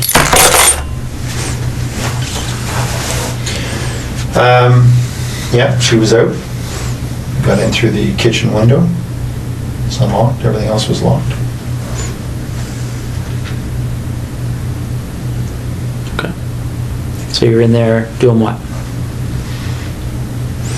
Looking around to see who lived in the house. It was just her. Okay. And then what do you do?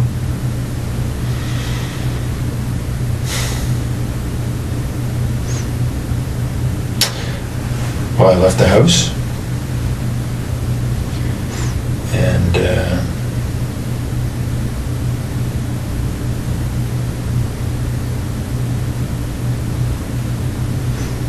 she came home. I hadn't been out of the house very long. So I watched for a little bit to see if she was alone. She was.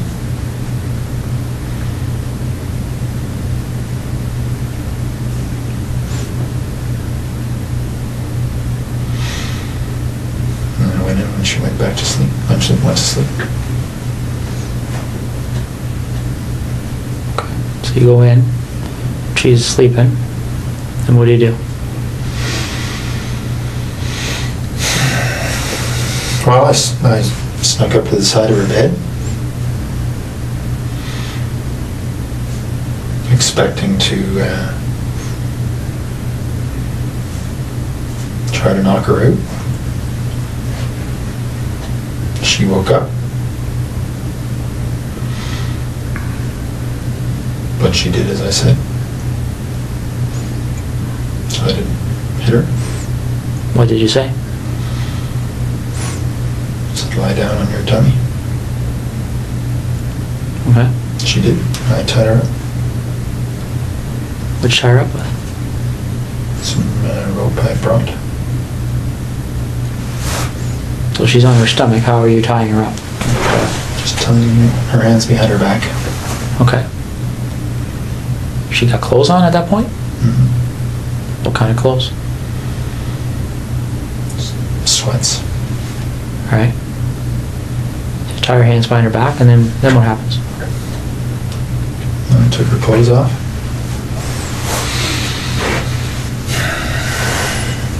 Okay.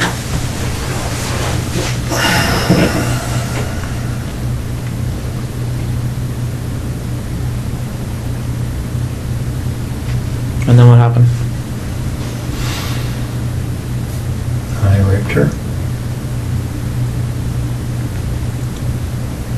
A rape can mean a lot of different things. What kind of sexual act took place?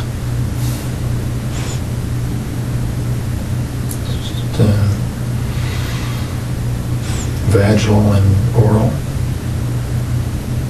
Okay. Oral. Who was performing the oral sex?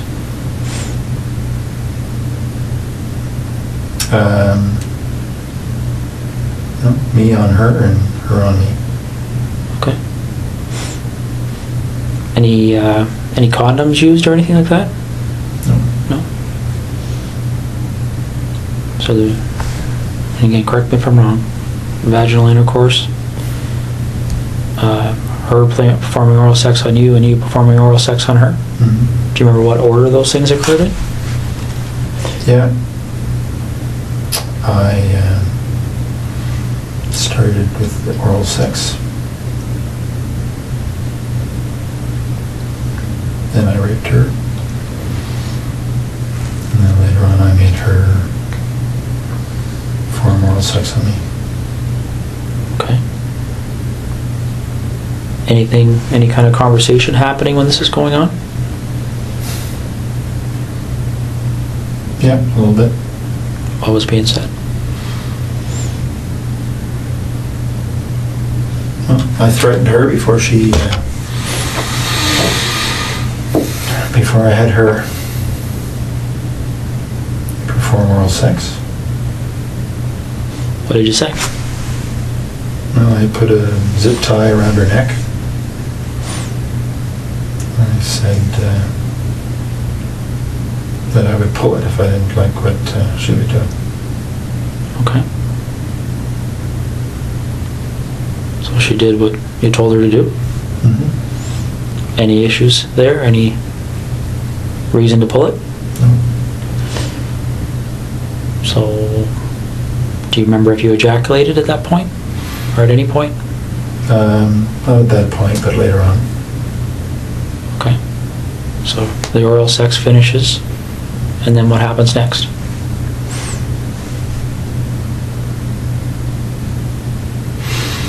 Well, I continued to rape her, and I had her put on some of her underwear. Took some pictures, lots of pictures.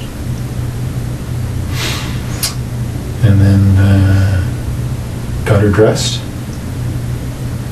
walked back to the truck. Okay. At what point did you decide that she was going to leave with you?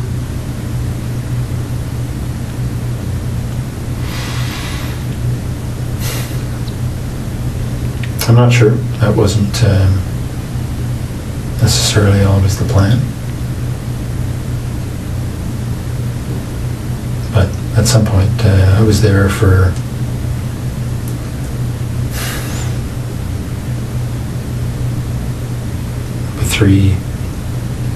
three hours, 3 and a bit.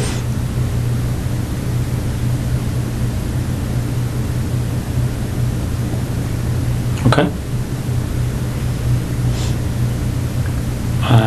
Do you remember the conversation about leaving? Was there any... Did she say anything about that, or what was she saying to you? She was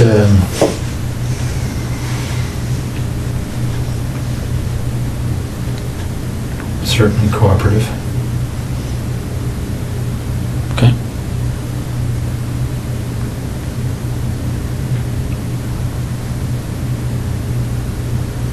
Cooperative can mean a number of different things. Was she excited about leaving with you?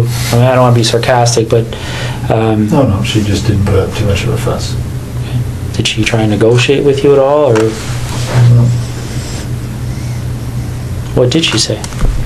Well, I told her that I would let her go later on. Okay. So when you take her out of your house, is she still bound, or Yep, how is that done? just hands behind her back. Okay. What about her feet? Anything there? No, she was walking freely. Okay. Barefoot, or No, she had those brown suede shoes on that had been reported. okay. So where does she sit in your truck when you get to the truck?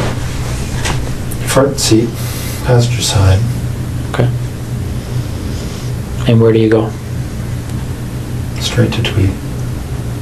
Straight to your house in Tweed, or straight to Yeah. just the town? Straight to the house. No stops anywhere? No. Okay. What time, do you remember what time you arrived there?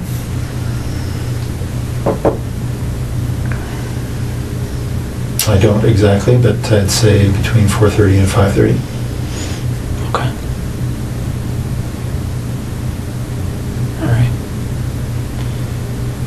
When you were first there before she came home, do you remember, did anybody come to the door at all when you were in the house?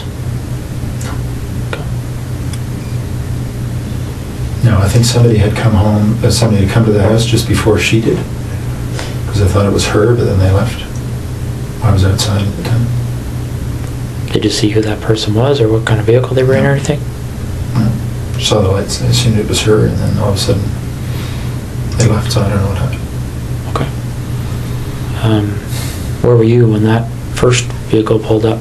In the back here. Okay. So you didn't have a view of the vehicle, you could just tell that there was a vehicle there, is that fair? Okay. So you get home, what, 4:35 you say? Okay. And then what happens?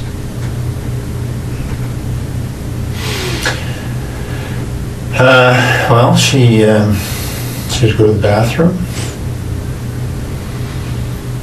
and had a quick shower, wash her. Then we went into my bedroom and went to sleep a little bit. She was tied up. How was she tied up at that point? Snapped the underwear. I put tape over her eyes from the beginning. So that's what she had. Okay. When they find her, is that tape going to be there? Or was it ever removed? No, I removed it. Okay. What kind of tape? Duct tape. All right. The duct tape that you used, where's that roll? It's all gone. I used the rest of it to bind her body. So, by all gone, is it with the body now? Okay. So, you said, who went to sleep when you came home? You had a shower, or she had a shower?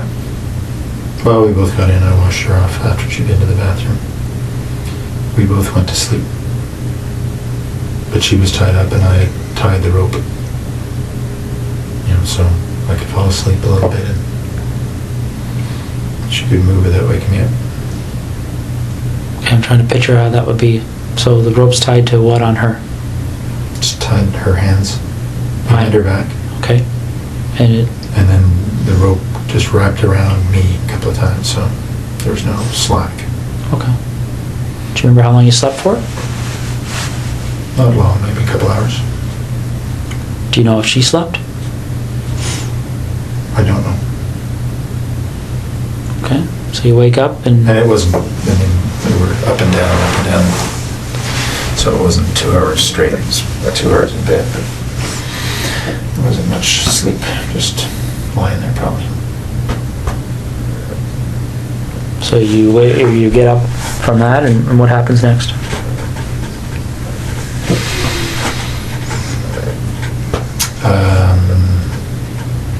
She had a seizure, actually.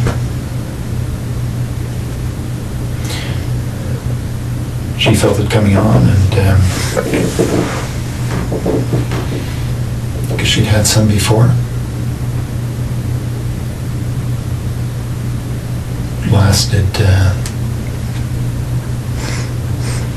quite a while. Got her dressed. Into the family room and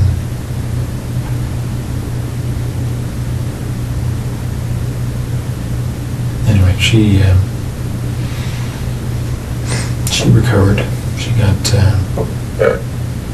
it was obviously stress, but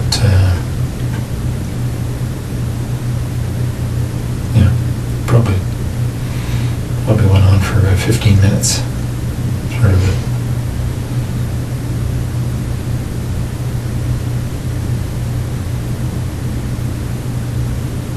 So, Yeah. how do you know she had them before? She told me. Did she tell you why she gets them? Well, she suggested it was stress. Yeah, so she felt herself start to tense up and said she thought she was going to have a seizure.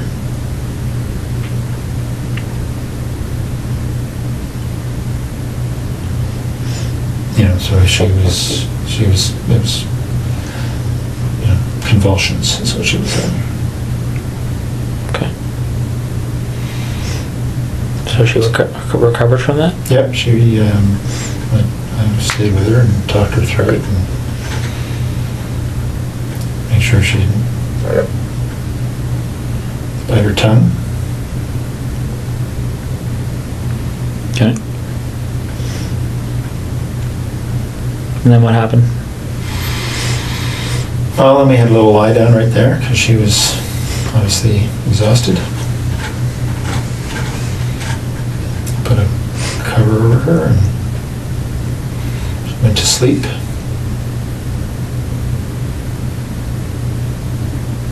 Wait for an hour or so. And I had told her earlier that before I let her go, I wanted to take some pictures of her in her underwear. And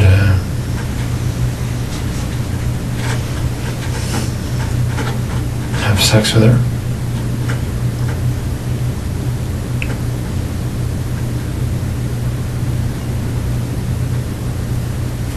So after she'd had a rest for an hour or so,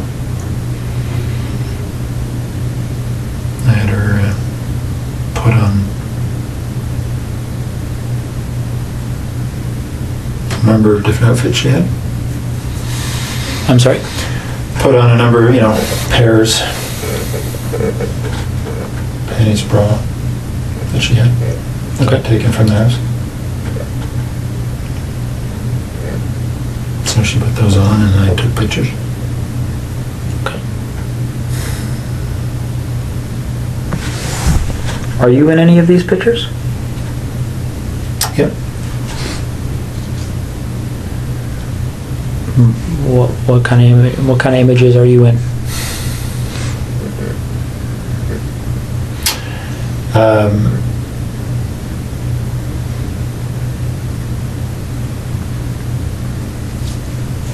Well, I'm with her. There's on the hard drives. You'll see there's video as well. So there's video of the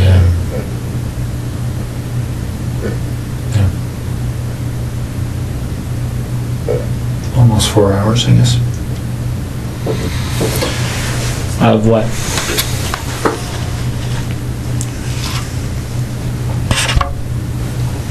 Well, of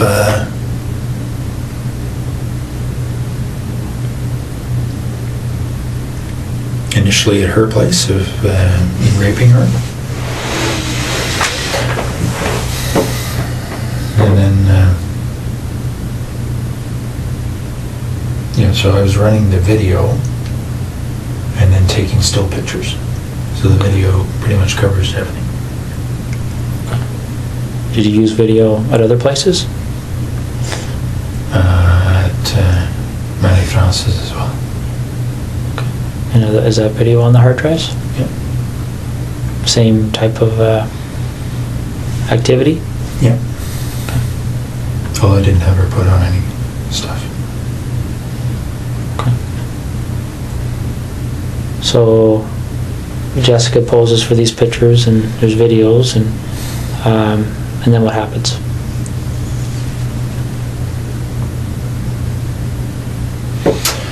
Then I got her dressed because she thought she was leaving. Got a bite to eat. Fruit. And then as we were walking out, I struck her on the back of the head. Okay. When did you decide to do that?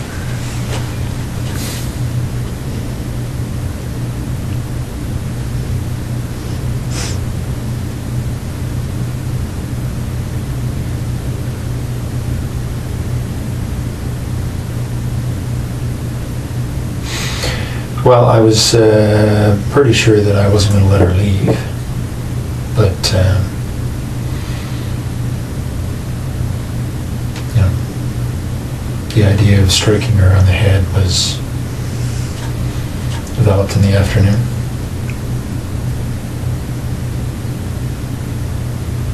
And what was that strike supposed to accomplish in your mind? What was the intent of doing that? Well, I thought I would be able to knock her out, and then I was going to strangle her. Okay. So when you actually do strike her, what's the result? Her skull gave way a little bit. Felt like, and there was a lot of blood, so I think that's what happened. She was immediately unconscious.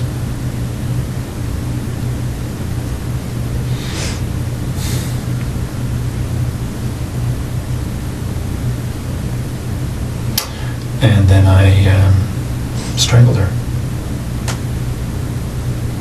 How'd you strangle her?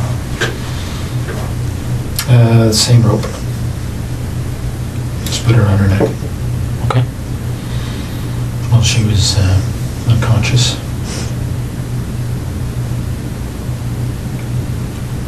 Now, what happened to the zip tie that was around her neck earlier?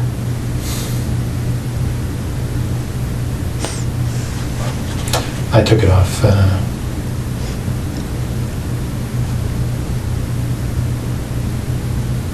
around then, I guess.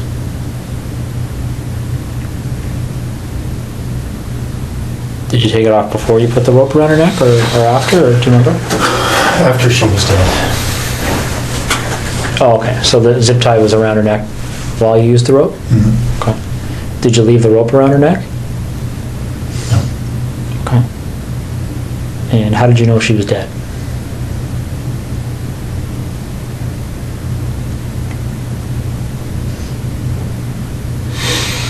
She, well, her body stopped moving.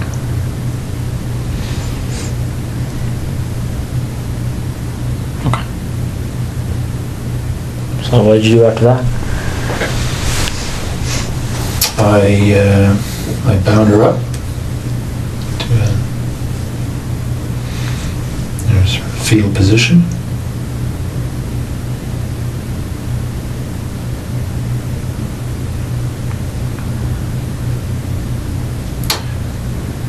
And cleaned up the floor.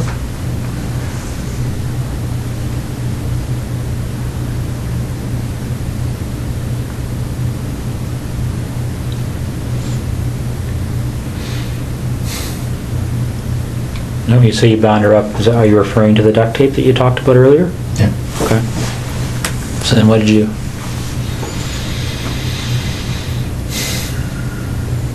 I put her in the garage. It was very cold.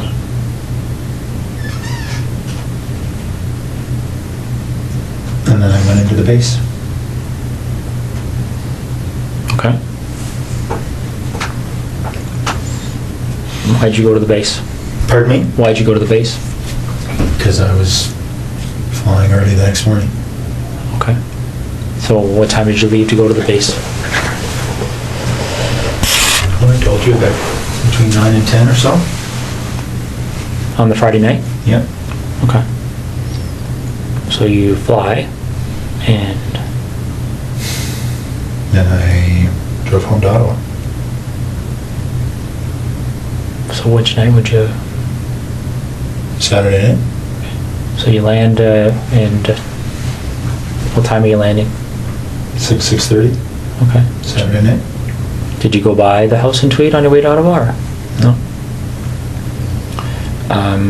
So you drove straight home to Ottawa? What time did you get there at? Do you remember? Sometime before midnight. I can't quite remember, but I think I went into the office first, did some work. So I think I got home to Ottawa just before midnight, something like that. I think. Not sure. I slept for a little bit at the Tim Hortons in Brockville. So it might be later. I honestly can't remember when I got out of it. Okay. Yeah. Midnight-ish, Saturday. Mm-hmm.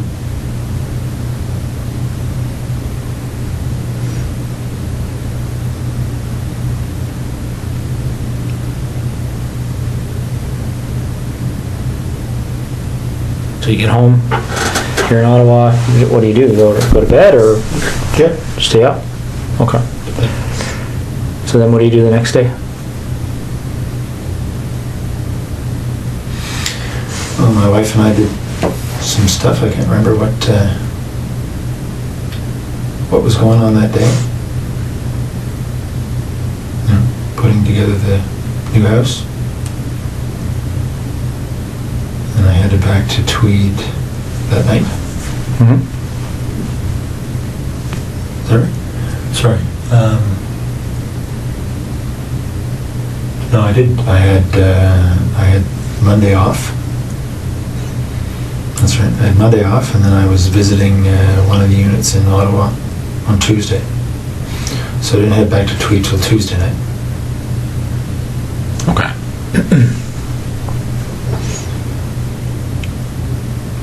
So you get back to Tweed, and what happens next? I took Jessica's body to that spot. Okay. That happened on Tuesday night? Just this past Tuesday, obviously? Okay. Do you remember what time that was? It was pretty late. It was midnight-ish. I'd say between midnight and 1 on Wednesday morning. Okay. What made you decide to measure that distance? That 0.7 kilometers? That's just the way I am. Numbers. Have to know the numbers. Okay. And how did you leave her? I just left her tucked behind a fairly large rock. Okay. Is that duct tape still on her? Mm-hmm. And what else is on her? A couple of towels wrapped around her head, and the top and pants. She was wearing jeans. Okay. Did you ever go back there? No. Right.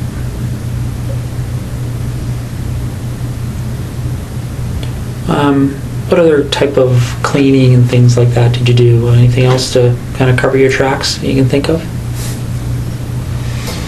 I vacuumed the house and I wiped the floor, washed the floor. Okay. What about your truck? Did you do anything with that? Just washed today because it was a mess and vacuum. Okay.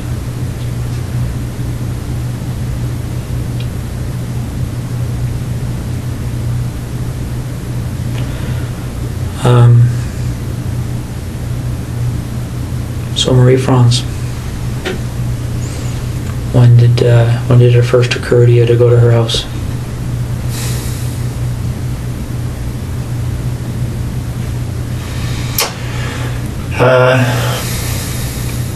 Well, probably in October. October, November, not quite sure, but somewhere in that time frame.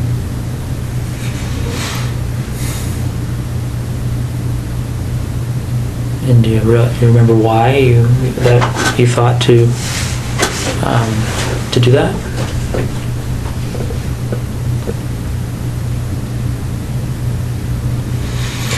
Well, you know, she had said she lived alone when the one time I met her. Mm-hmm.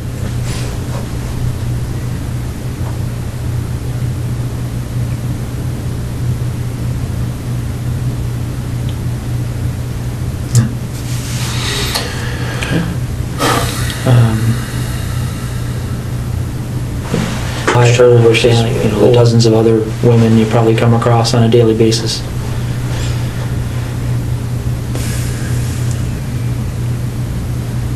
I don't know.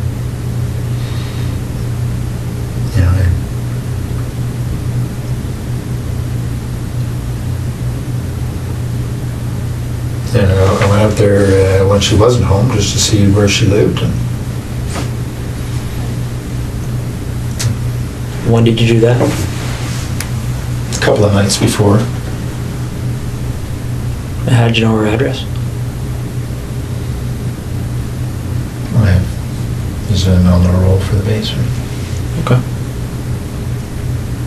So when you go out there a couple of nights before, do you remember what night that was? When you were there first time? I don't, but it was within 2 or 3 nights, I think. Okay. Probably, well, no more than 4 anyway, something like that. And did you actually go into her house on that occasion, or did you? Okay. So what happened that night? How'd you get into her house? This window on the side of the basement. Side window. Okay. And just to back step a bit, how did you get to her house that first night you went there? I drove. What did you drive? I think I drove my truck. Pathfinder. Do you remember where you parked it? Yeah, I parked it, there's a bit of a division in the residential areas there. I parked it on another side. 600-700 meters away. Okay.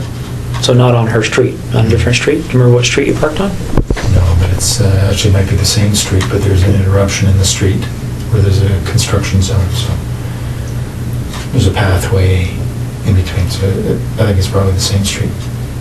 Okay. So you go to her house, and when you went there that night, did you know that she was away?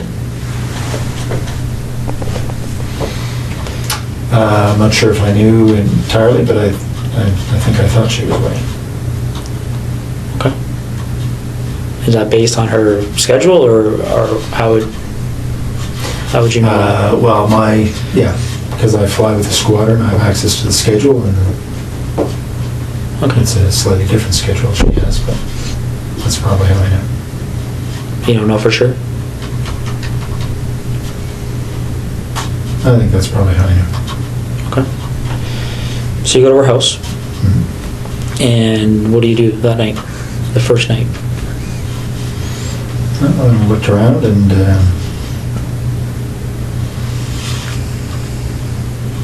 make sure that she was living there alone.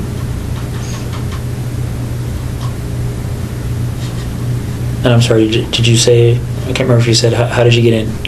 Same way. It's about side basement window. Side basement window? Okay. Do you remember what kind of window it is? Like what made it, Well, I just noticed it was, the flashlight, I could see that it was not locked. It had been opened slightly. So I removed the screen, slid it open, went in. okay. So you go in and you're in her house, figuring out she lives alone, and do you do anything that night? Yeah, I was playing with her underwear. You mean playing with her underwear?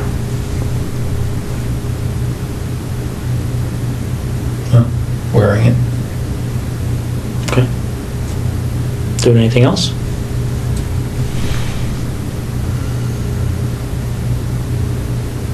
No, I didn't touch her stuff.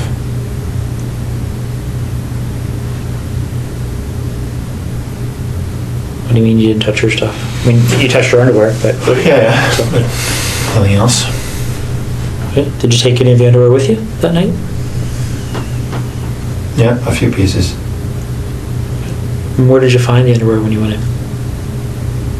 Her drawer. Was it clean? Was it used? Or, Clean.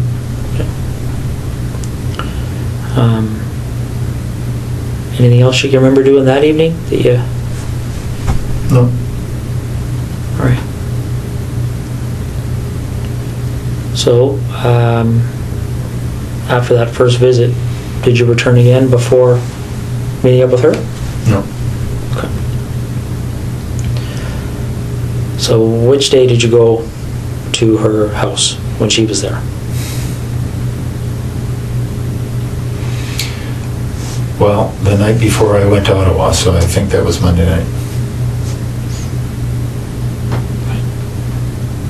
All right. So let's walk through that. What time do you think you got there? About 11 or so, probably. 10:30, 11. Okay.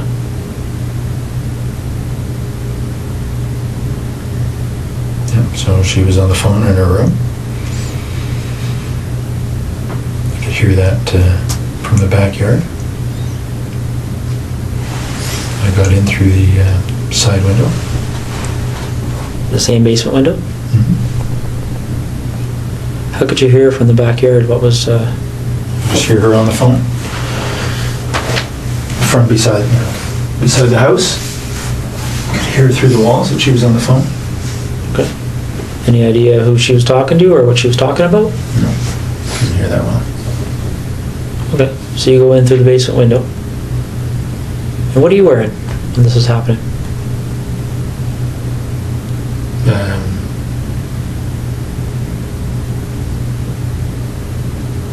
A sweatshirt and Dockers, I guess. And the 2 pieces on my head. Okay. And where are those 2 pieces now? Pieces that you wore on the head? They're probably in my bag, in my luggage bag, and Edison in the bedroom. What does your luggage bag look like? It's a blue duffel bag type thing. It's right beside the bed. Okay. Is it the only blue duffel bag in your bedroom? Mhm. And these pieces, what do they look like again? It's a blue headband, Okay. standard blue, winter headband, and black skull cap type thing. Okay. Any insignias or anything on them? Yeah, there are, but I don't know what they are. The blue headband has something stitched, a name of some sort stitched on it. And the skull cap has some sort of emblem, white emblem on the black. Don't know what it is. Are they like sports emblems or company emblems or? It's the manufacturer's. Okay. Anything else in that blue duffel bag? I don't think so. Is it full of things other than? Just my clothes. Okay.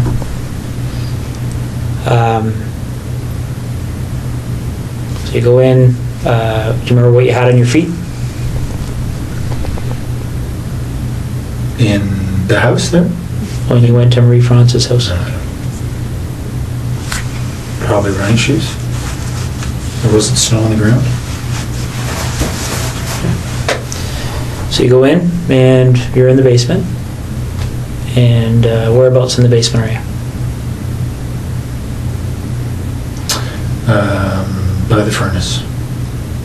Okay. And what are you doing? What's your sort of plan at that point? I was waiting for her to go to bed. Okay. And how long did that take? Well, she didn't.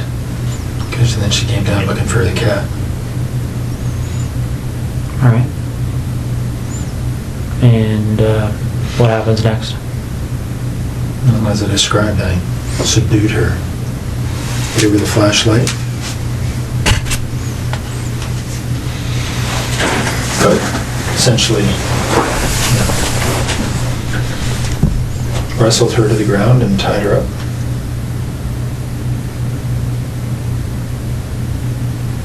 Okay. And what did you use to tie her up? Same rope, green rope. It's in tweed. Is it just green or like how long is this piece of rope? It's probably 20 feet. It's a boat rope. It's got some red specks in it, I think. Okay. Is there lots of ropes in tweed, or is this probably the only rope? No, there are two lengths. 2 lengths of the same green rope? And were they both used? Well, I only ever had one with me, so I don't know if I used the same piece both times or not, but only 2 lengths of rope. Okay. So you tie her up. How did you tie her up after you subdued her? Okay. And what is she wearing at that point? She wasn't wearing anything to start with. So when she came down to the basement, she had no clothes on? She had some sort of a shawl over her shoulder. Okay. And she immediately dropped when she saw me. Did she say anything when she saw you?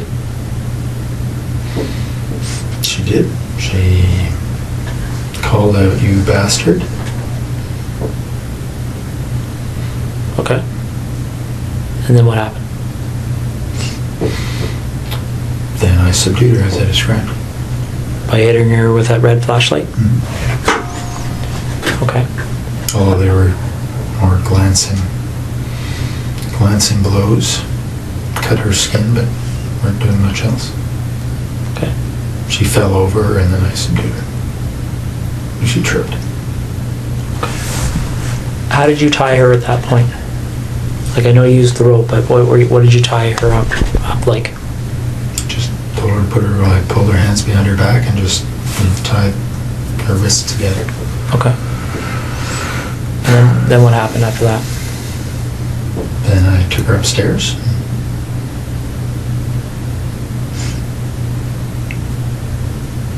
Did she go upstairs under her own power, or did you carry her? No, she passed out on the stairs. And then I carried her up. Why do you think she passed out? I expect from the hits to her head.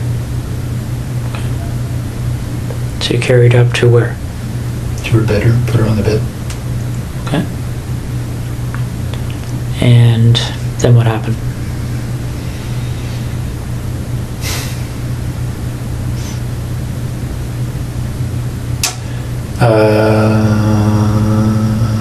Well, as I described, I think she's on the bed. I raped her over a period of time. Okay. And again, just to be specific, what sex acts took place? Just vaginal. Your penis and her vagina? Yep. Any condom used? No. Did you ejaculate? No. Did you ejaculate at any point with her? No. Okay.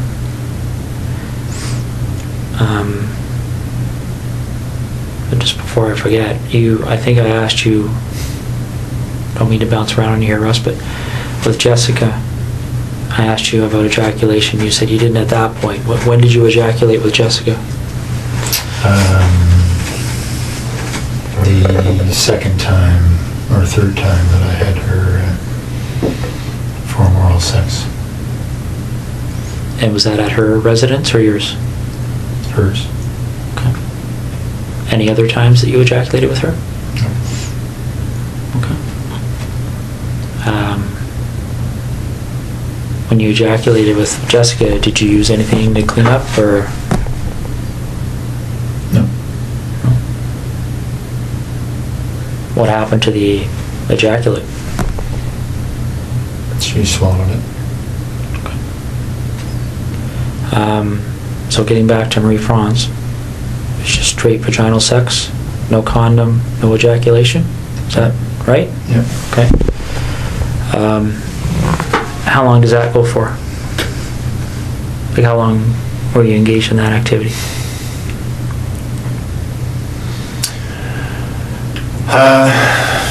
Well, hour and a half, 2 hours, I guess. Okay. And then what happens next? Well, as I described, I suffocated her using duct tape. Okay. Why did you decide to do that?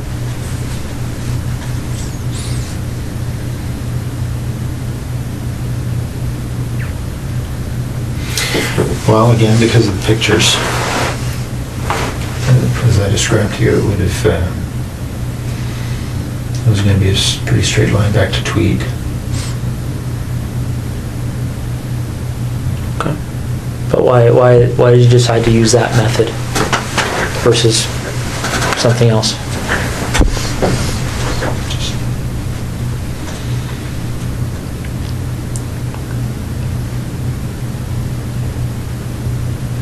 I had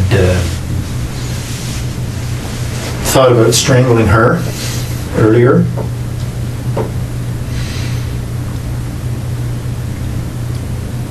That's on the video. What is? My, well, it was a short-lived attempt because she struggled quite a bit. And then I decided that I needed to suffocate her. So it was a short-lived attempt at strangling her? And what's on the video, the suffocation or the strangling? Well, just me putting my hand on her throat.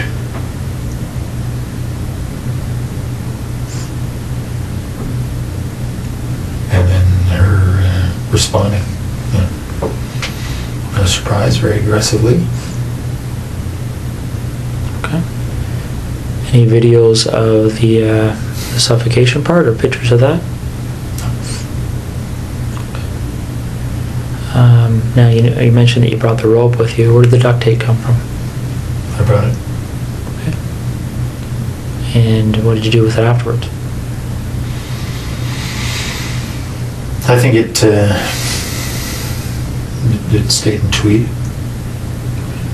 What color of duct tape are we talking about? I know it comes in a variety of colors, but Gray. gray.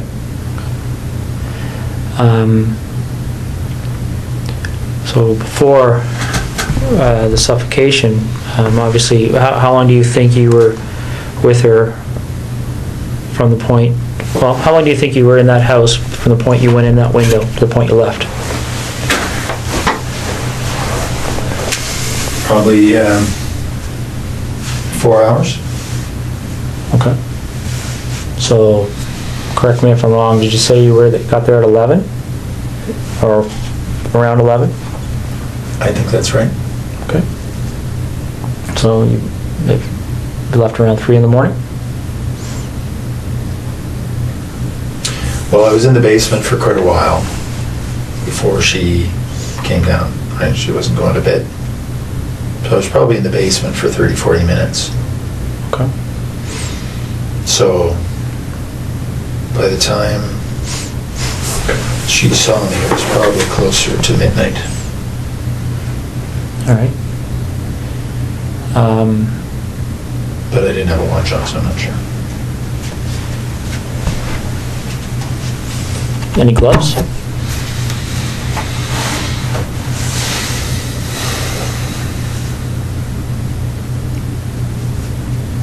don't think so. Did you wear gloves with Jessica? Only to get in the house. It was a very cold night. And what about the 2 women in tweed? No gloves. So while you're with Marie Franz, what kind of conversations are taking place? Anything she said to you stick out in your mind? No, then I taped her mouth. There's no conversation.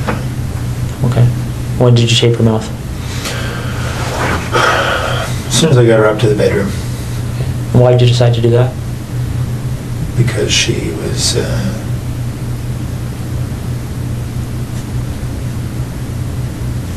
quite aggressive. In what way? I was confident she would have screamed given the chance. What way But was she did initially, Did she? in the basement. So in what way was she aggressive? Well, just in, when she discovered me, she was very vocal, screamed quite a bit, until I'd subdued her, so I expected she would scream again, given the chance. Okay. Do you remember how you left her residence? Back door. Patio door. Okay. Did you take anything with you that night? Some of her underwear. Anything else? No. All right. Did you do anything else to try and cover your tracks with Marie France?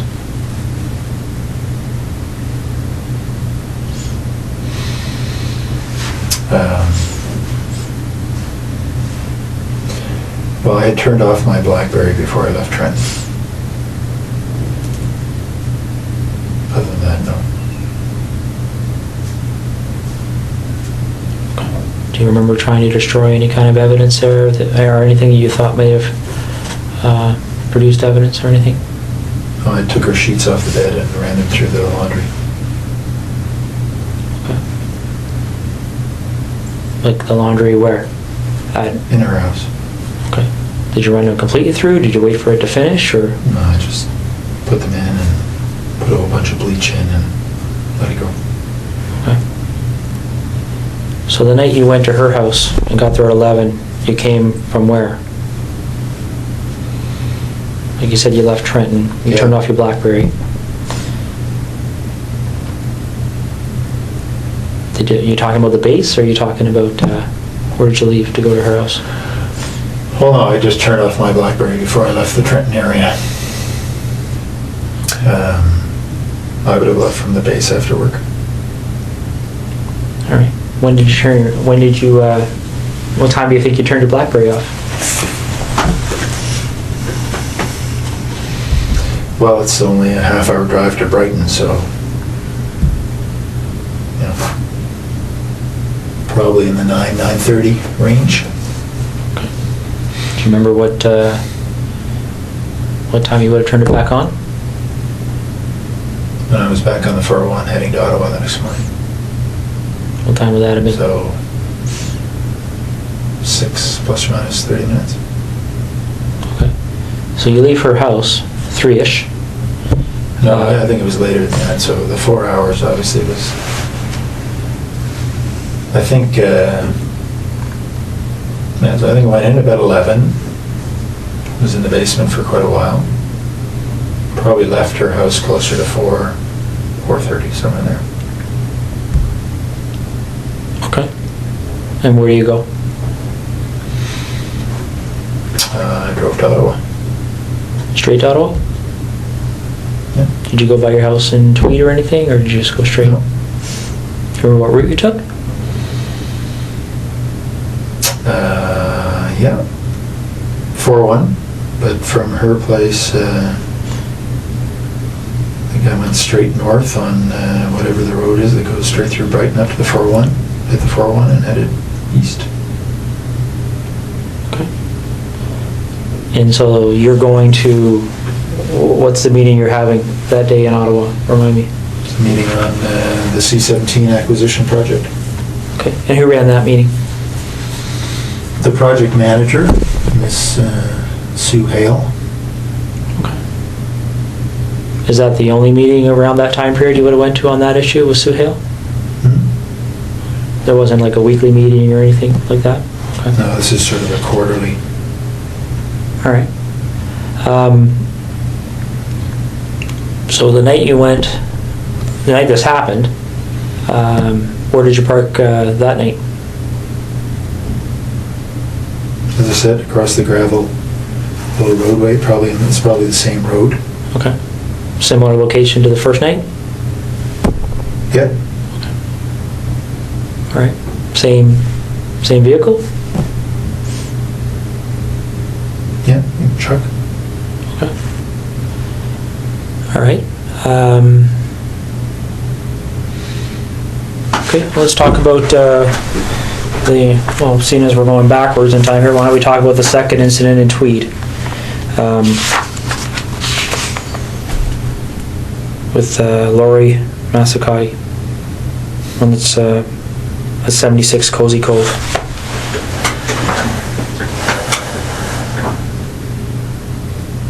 How did you decide on her? I knew she lived alone. That's it. And how did you know that? She lived 3 doors down and didn't know her, but I knew she was pretty lone. She had a boyfriend and hadn't been around. So.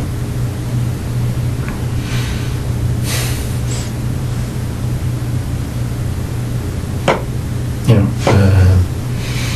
looked in the window and she was alone. So she had a boyfriend, but he wasn't It was- too frequent? Okay. Well, he was. She told me that they were fighting, so that's why he hadn't been there. Okay. So,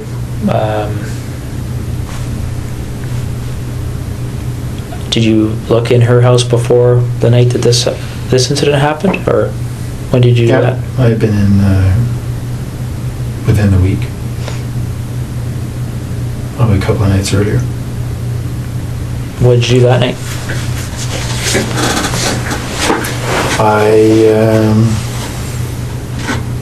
looked around to see if there are any permanent signs of her boyfriend, I guess. Took 1 or 2 pieces of her underwear.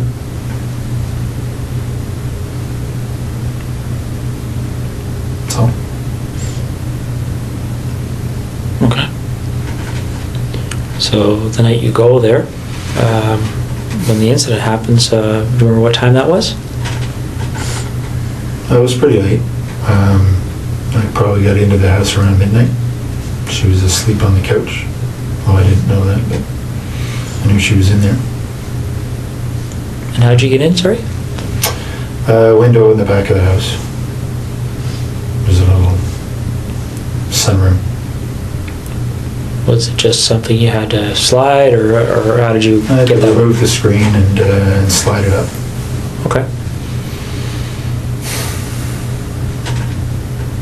So I got into the house and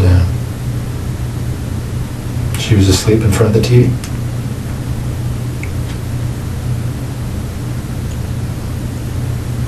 Wearing anything on your face that night? Yeah, same things. Okay. The headband and the cap? Okay.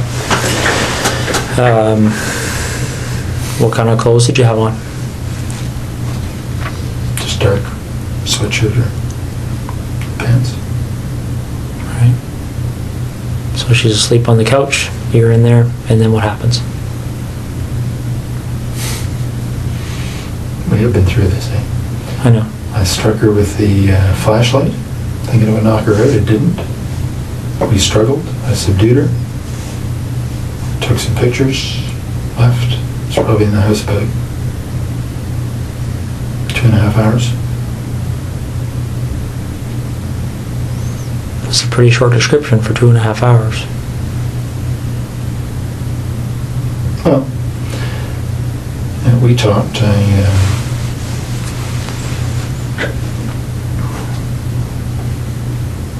told her I wasn't going to hurt her.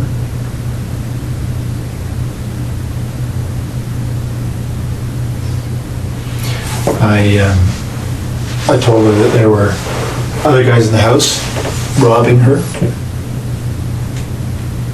My job was just to control her.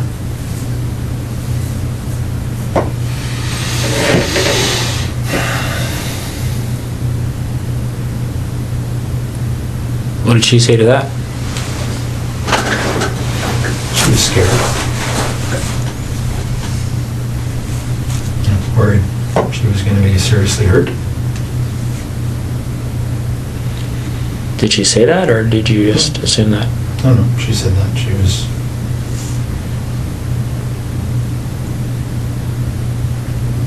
She was worried she was going to be killed. I said, I'm not going to kill him. What did you do with, you said you took pictures of her, clothed, unclothed? Both. Clothed initially and then unclothed. Are you in any of those pictures? I don't think so. You just took them to her? What kind of camera are you using, by the way? What, It's a digital Sony. you just have the one camera? Yep. And the video camera. Also, they're two separate? Yep. Well, some cameras take video, right? And where is the camera and the video camera? In Tweed. Is it the only camera and video camera in that house? Yep. Okay. All right. So you take pictures of her, and how do you end up leaving? Like you,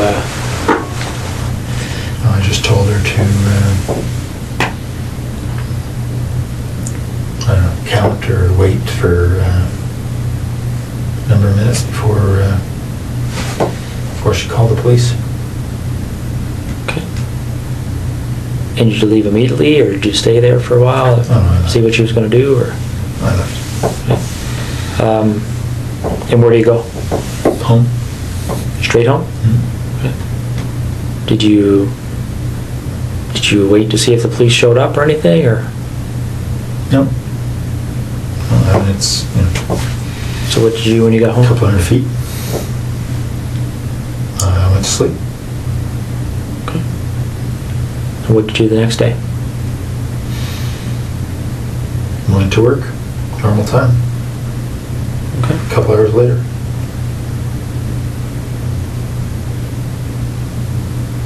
All right.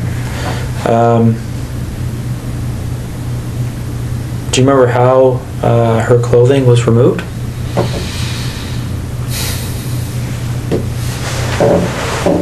Well, because her hands were tied behind her back, I think I cut off her top and then pulled off her bottom. What did you use to cut her top?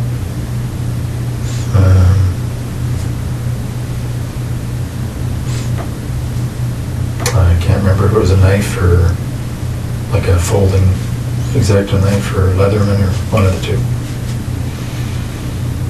Are these items that are in your house in Tweed? Yep. Okay. Was there ever any other time you used a knife to cut off clothing or anything else? Do you remember? I cut off Jessica's top with a knife. So her hands were tied behind her back. That's all. Okay. And where's that knife? Which knife did you use that time? That was a Leatherman. That was leather? Tweed. Is it the only Leatherman in Tweed? Mhm. Okay. So on the 16th of September, when you went in that night, was that the first time you've been in her house? Yep.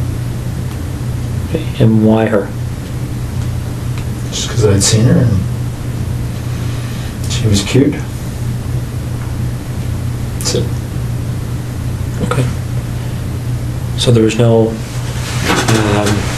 you didn't go into her house before that night? No.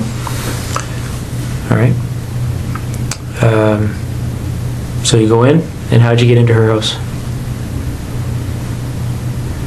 Side window. The was not locked. Cut the screen, slid the window, crawled in. Okay. And what you wearing? Same. Sweatshirt, dark pants. And the same hat and... Mhm. Okay. And where do you find... In bed, asleep. Okay. And what do you do? Stood over her for a while and I hit her on the left side of her head, just with my hand. Just woke her up. We struggled.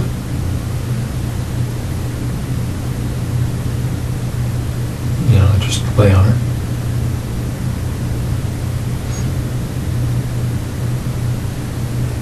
And very much like I described a little bit ago, took off her, pulled her top down, and took off her pants, took some pictures, left. Do you remember her saying anything to you? Yes. What did she say to you? All kinds of things. She had a young baby just next door, the other room, 8 months or so. She's obviously concerned about the baby,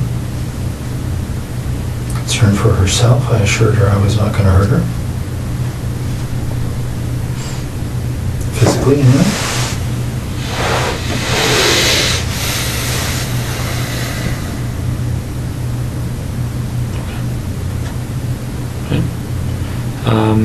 Any underwear taken from or Lori? Yep, both.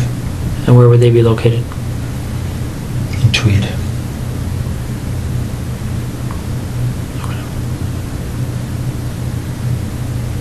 And why are they in Tweed as opposed to Marie Franz and Jessica's underwear?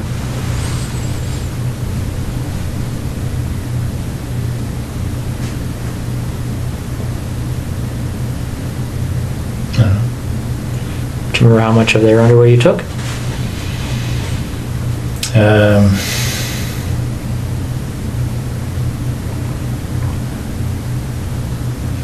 Not very much from Lori. Did they know that you took their underwear? I don't know. You didn't discuss it with them or anything?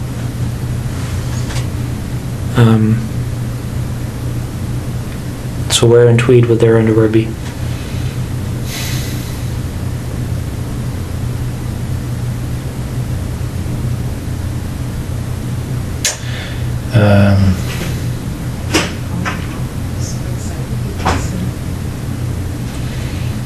In the there's a laundry room area, Okay. just between the house and the garage. Right?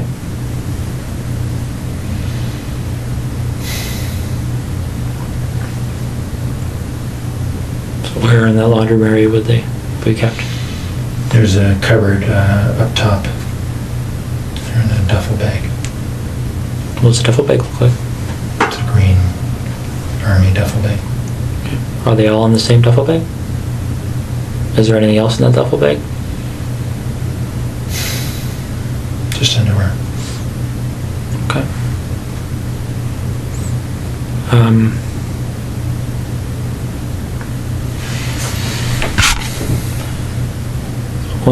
When these pictures are looked at, you talked about being in Marie Franz's underwear on the first night you went in. Did you take photographs of that? Yep. What about anybody else's underwear? Yep. Photos. Of you in their underwear? Mm-hmm. And where were those photos taken?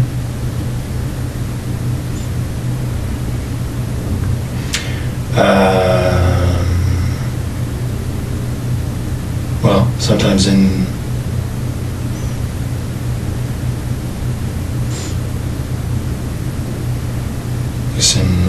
Marie France's case, in her house. The others in my house. In Tweed? Mm-hmm. So is this a matter you would take the underwear, go back, and then at some point put the underwear on and take pictures? What about Jessica's underwear?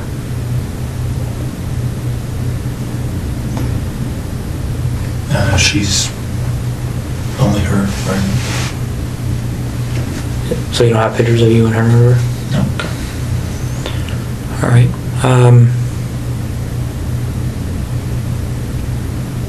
Okay. Well, I guess I just have a couple of questions for you. I mean, I'm sure there's going to be more questions, but I guess what's on my mind right now, Russ, is what made you decide to tell me this tonight?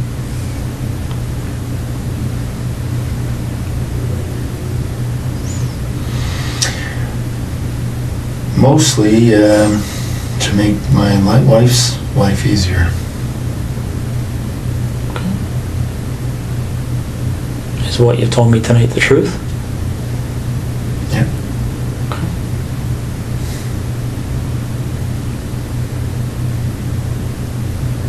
How do you feel about what you've done? Like what? Disappointed. let me ask you this. If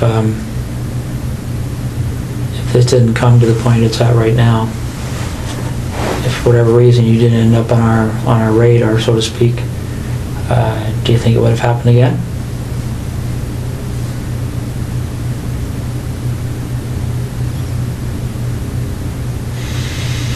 I was hoping not, but I can't answer the question.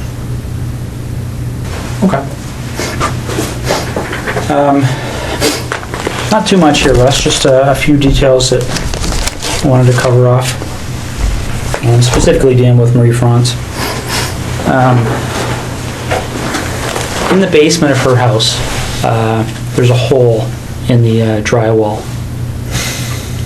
Do you recall how that happened? Whereabouts? I don't know specifically, but it's downstairs. I don't remember that, no. Okay. Do you remember doing anything with her in the basement where you may have used some clothing or something to secure her? Yeah, I tied her up against one of the poles in the basement initially. I went outside and put the screen back on and secured the window. Okay. While she was tied to the pole? Yep. And what was your thinking behind doing that at that point? Just to cover up how I'd come in. Okay. Now, by the time she's tied to that pole, is that in the very initial few minutes kind of thing of the confrontation, or? That was shortly after I'd subdued her and tied her up, yes. Okay. Does she have the duct tape on her mouth yet?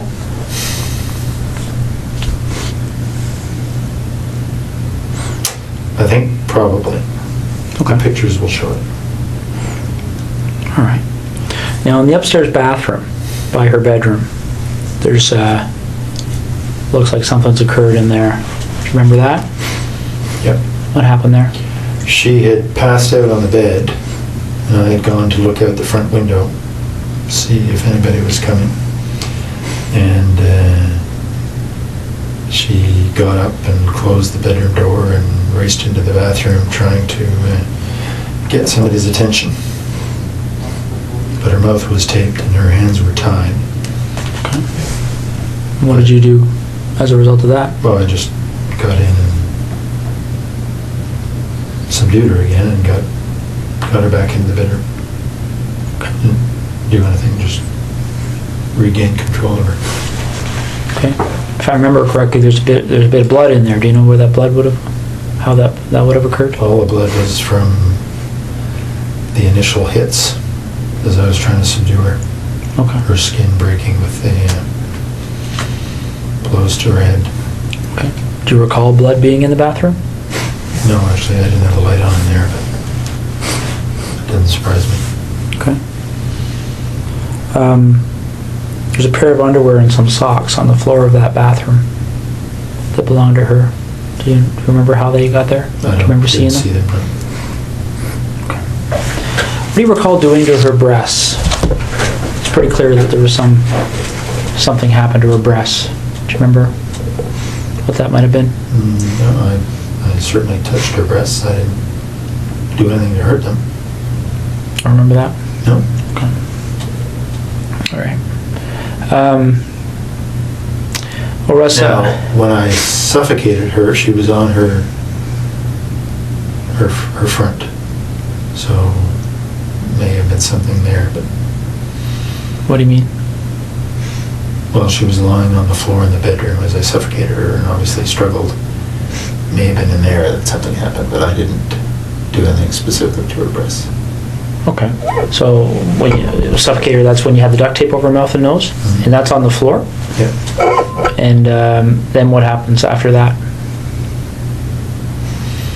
Well, she died, and I then took the duct tape off her head and put her on the bed and covered her up with duvet. Okay. And what was your thinking behind doing that?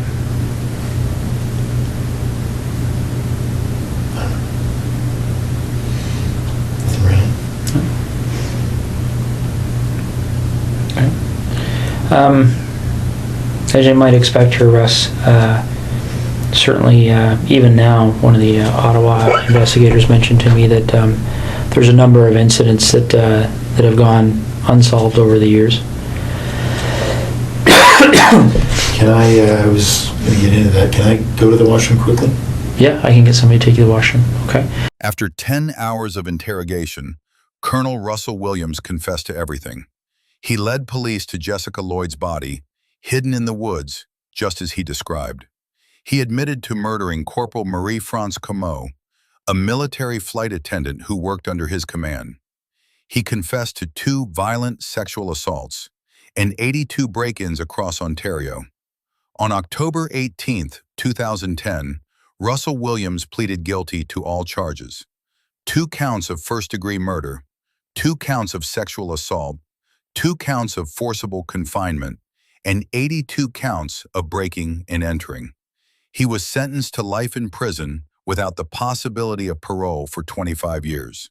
He won't be eligible for parole until 2035. He'll be 72 years old, and he'll never wear his uniform again. Russell Williams was stripped of his rank, his medals, and his legacy. His name was erased from every military record. The shining bright star of the Canadian military is now just another inmate.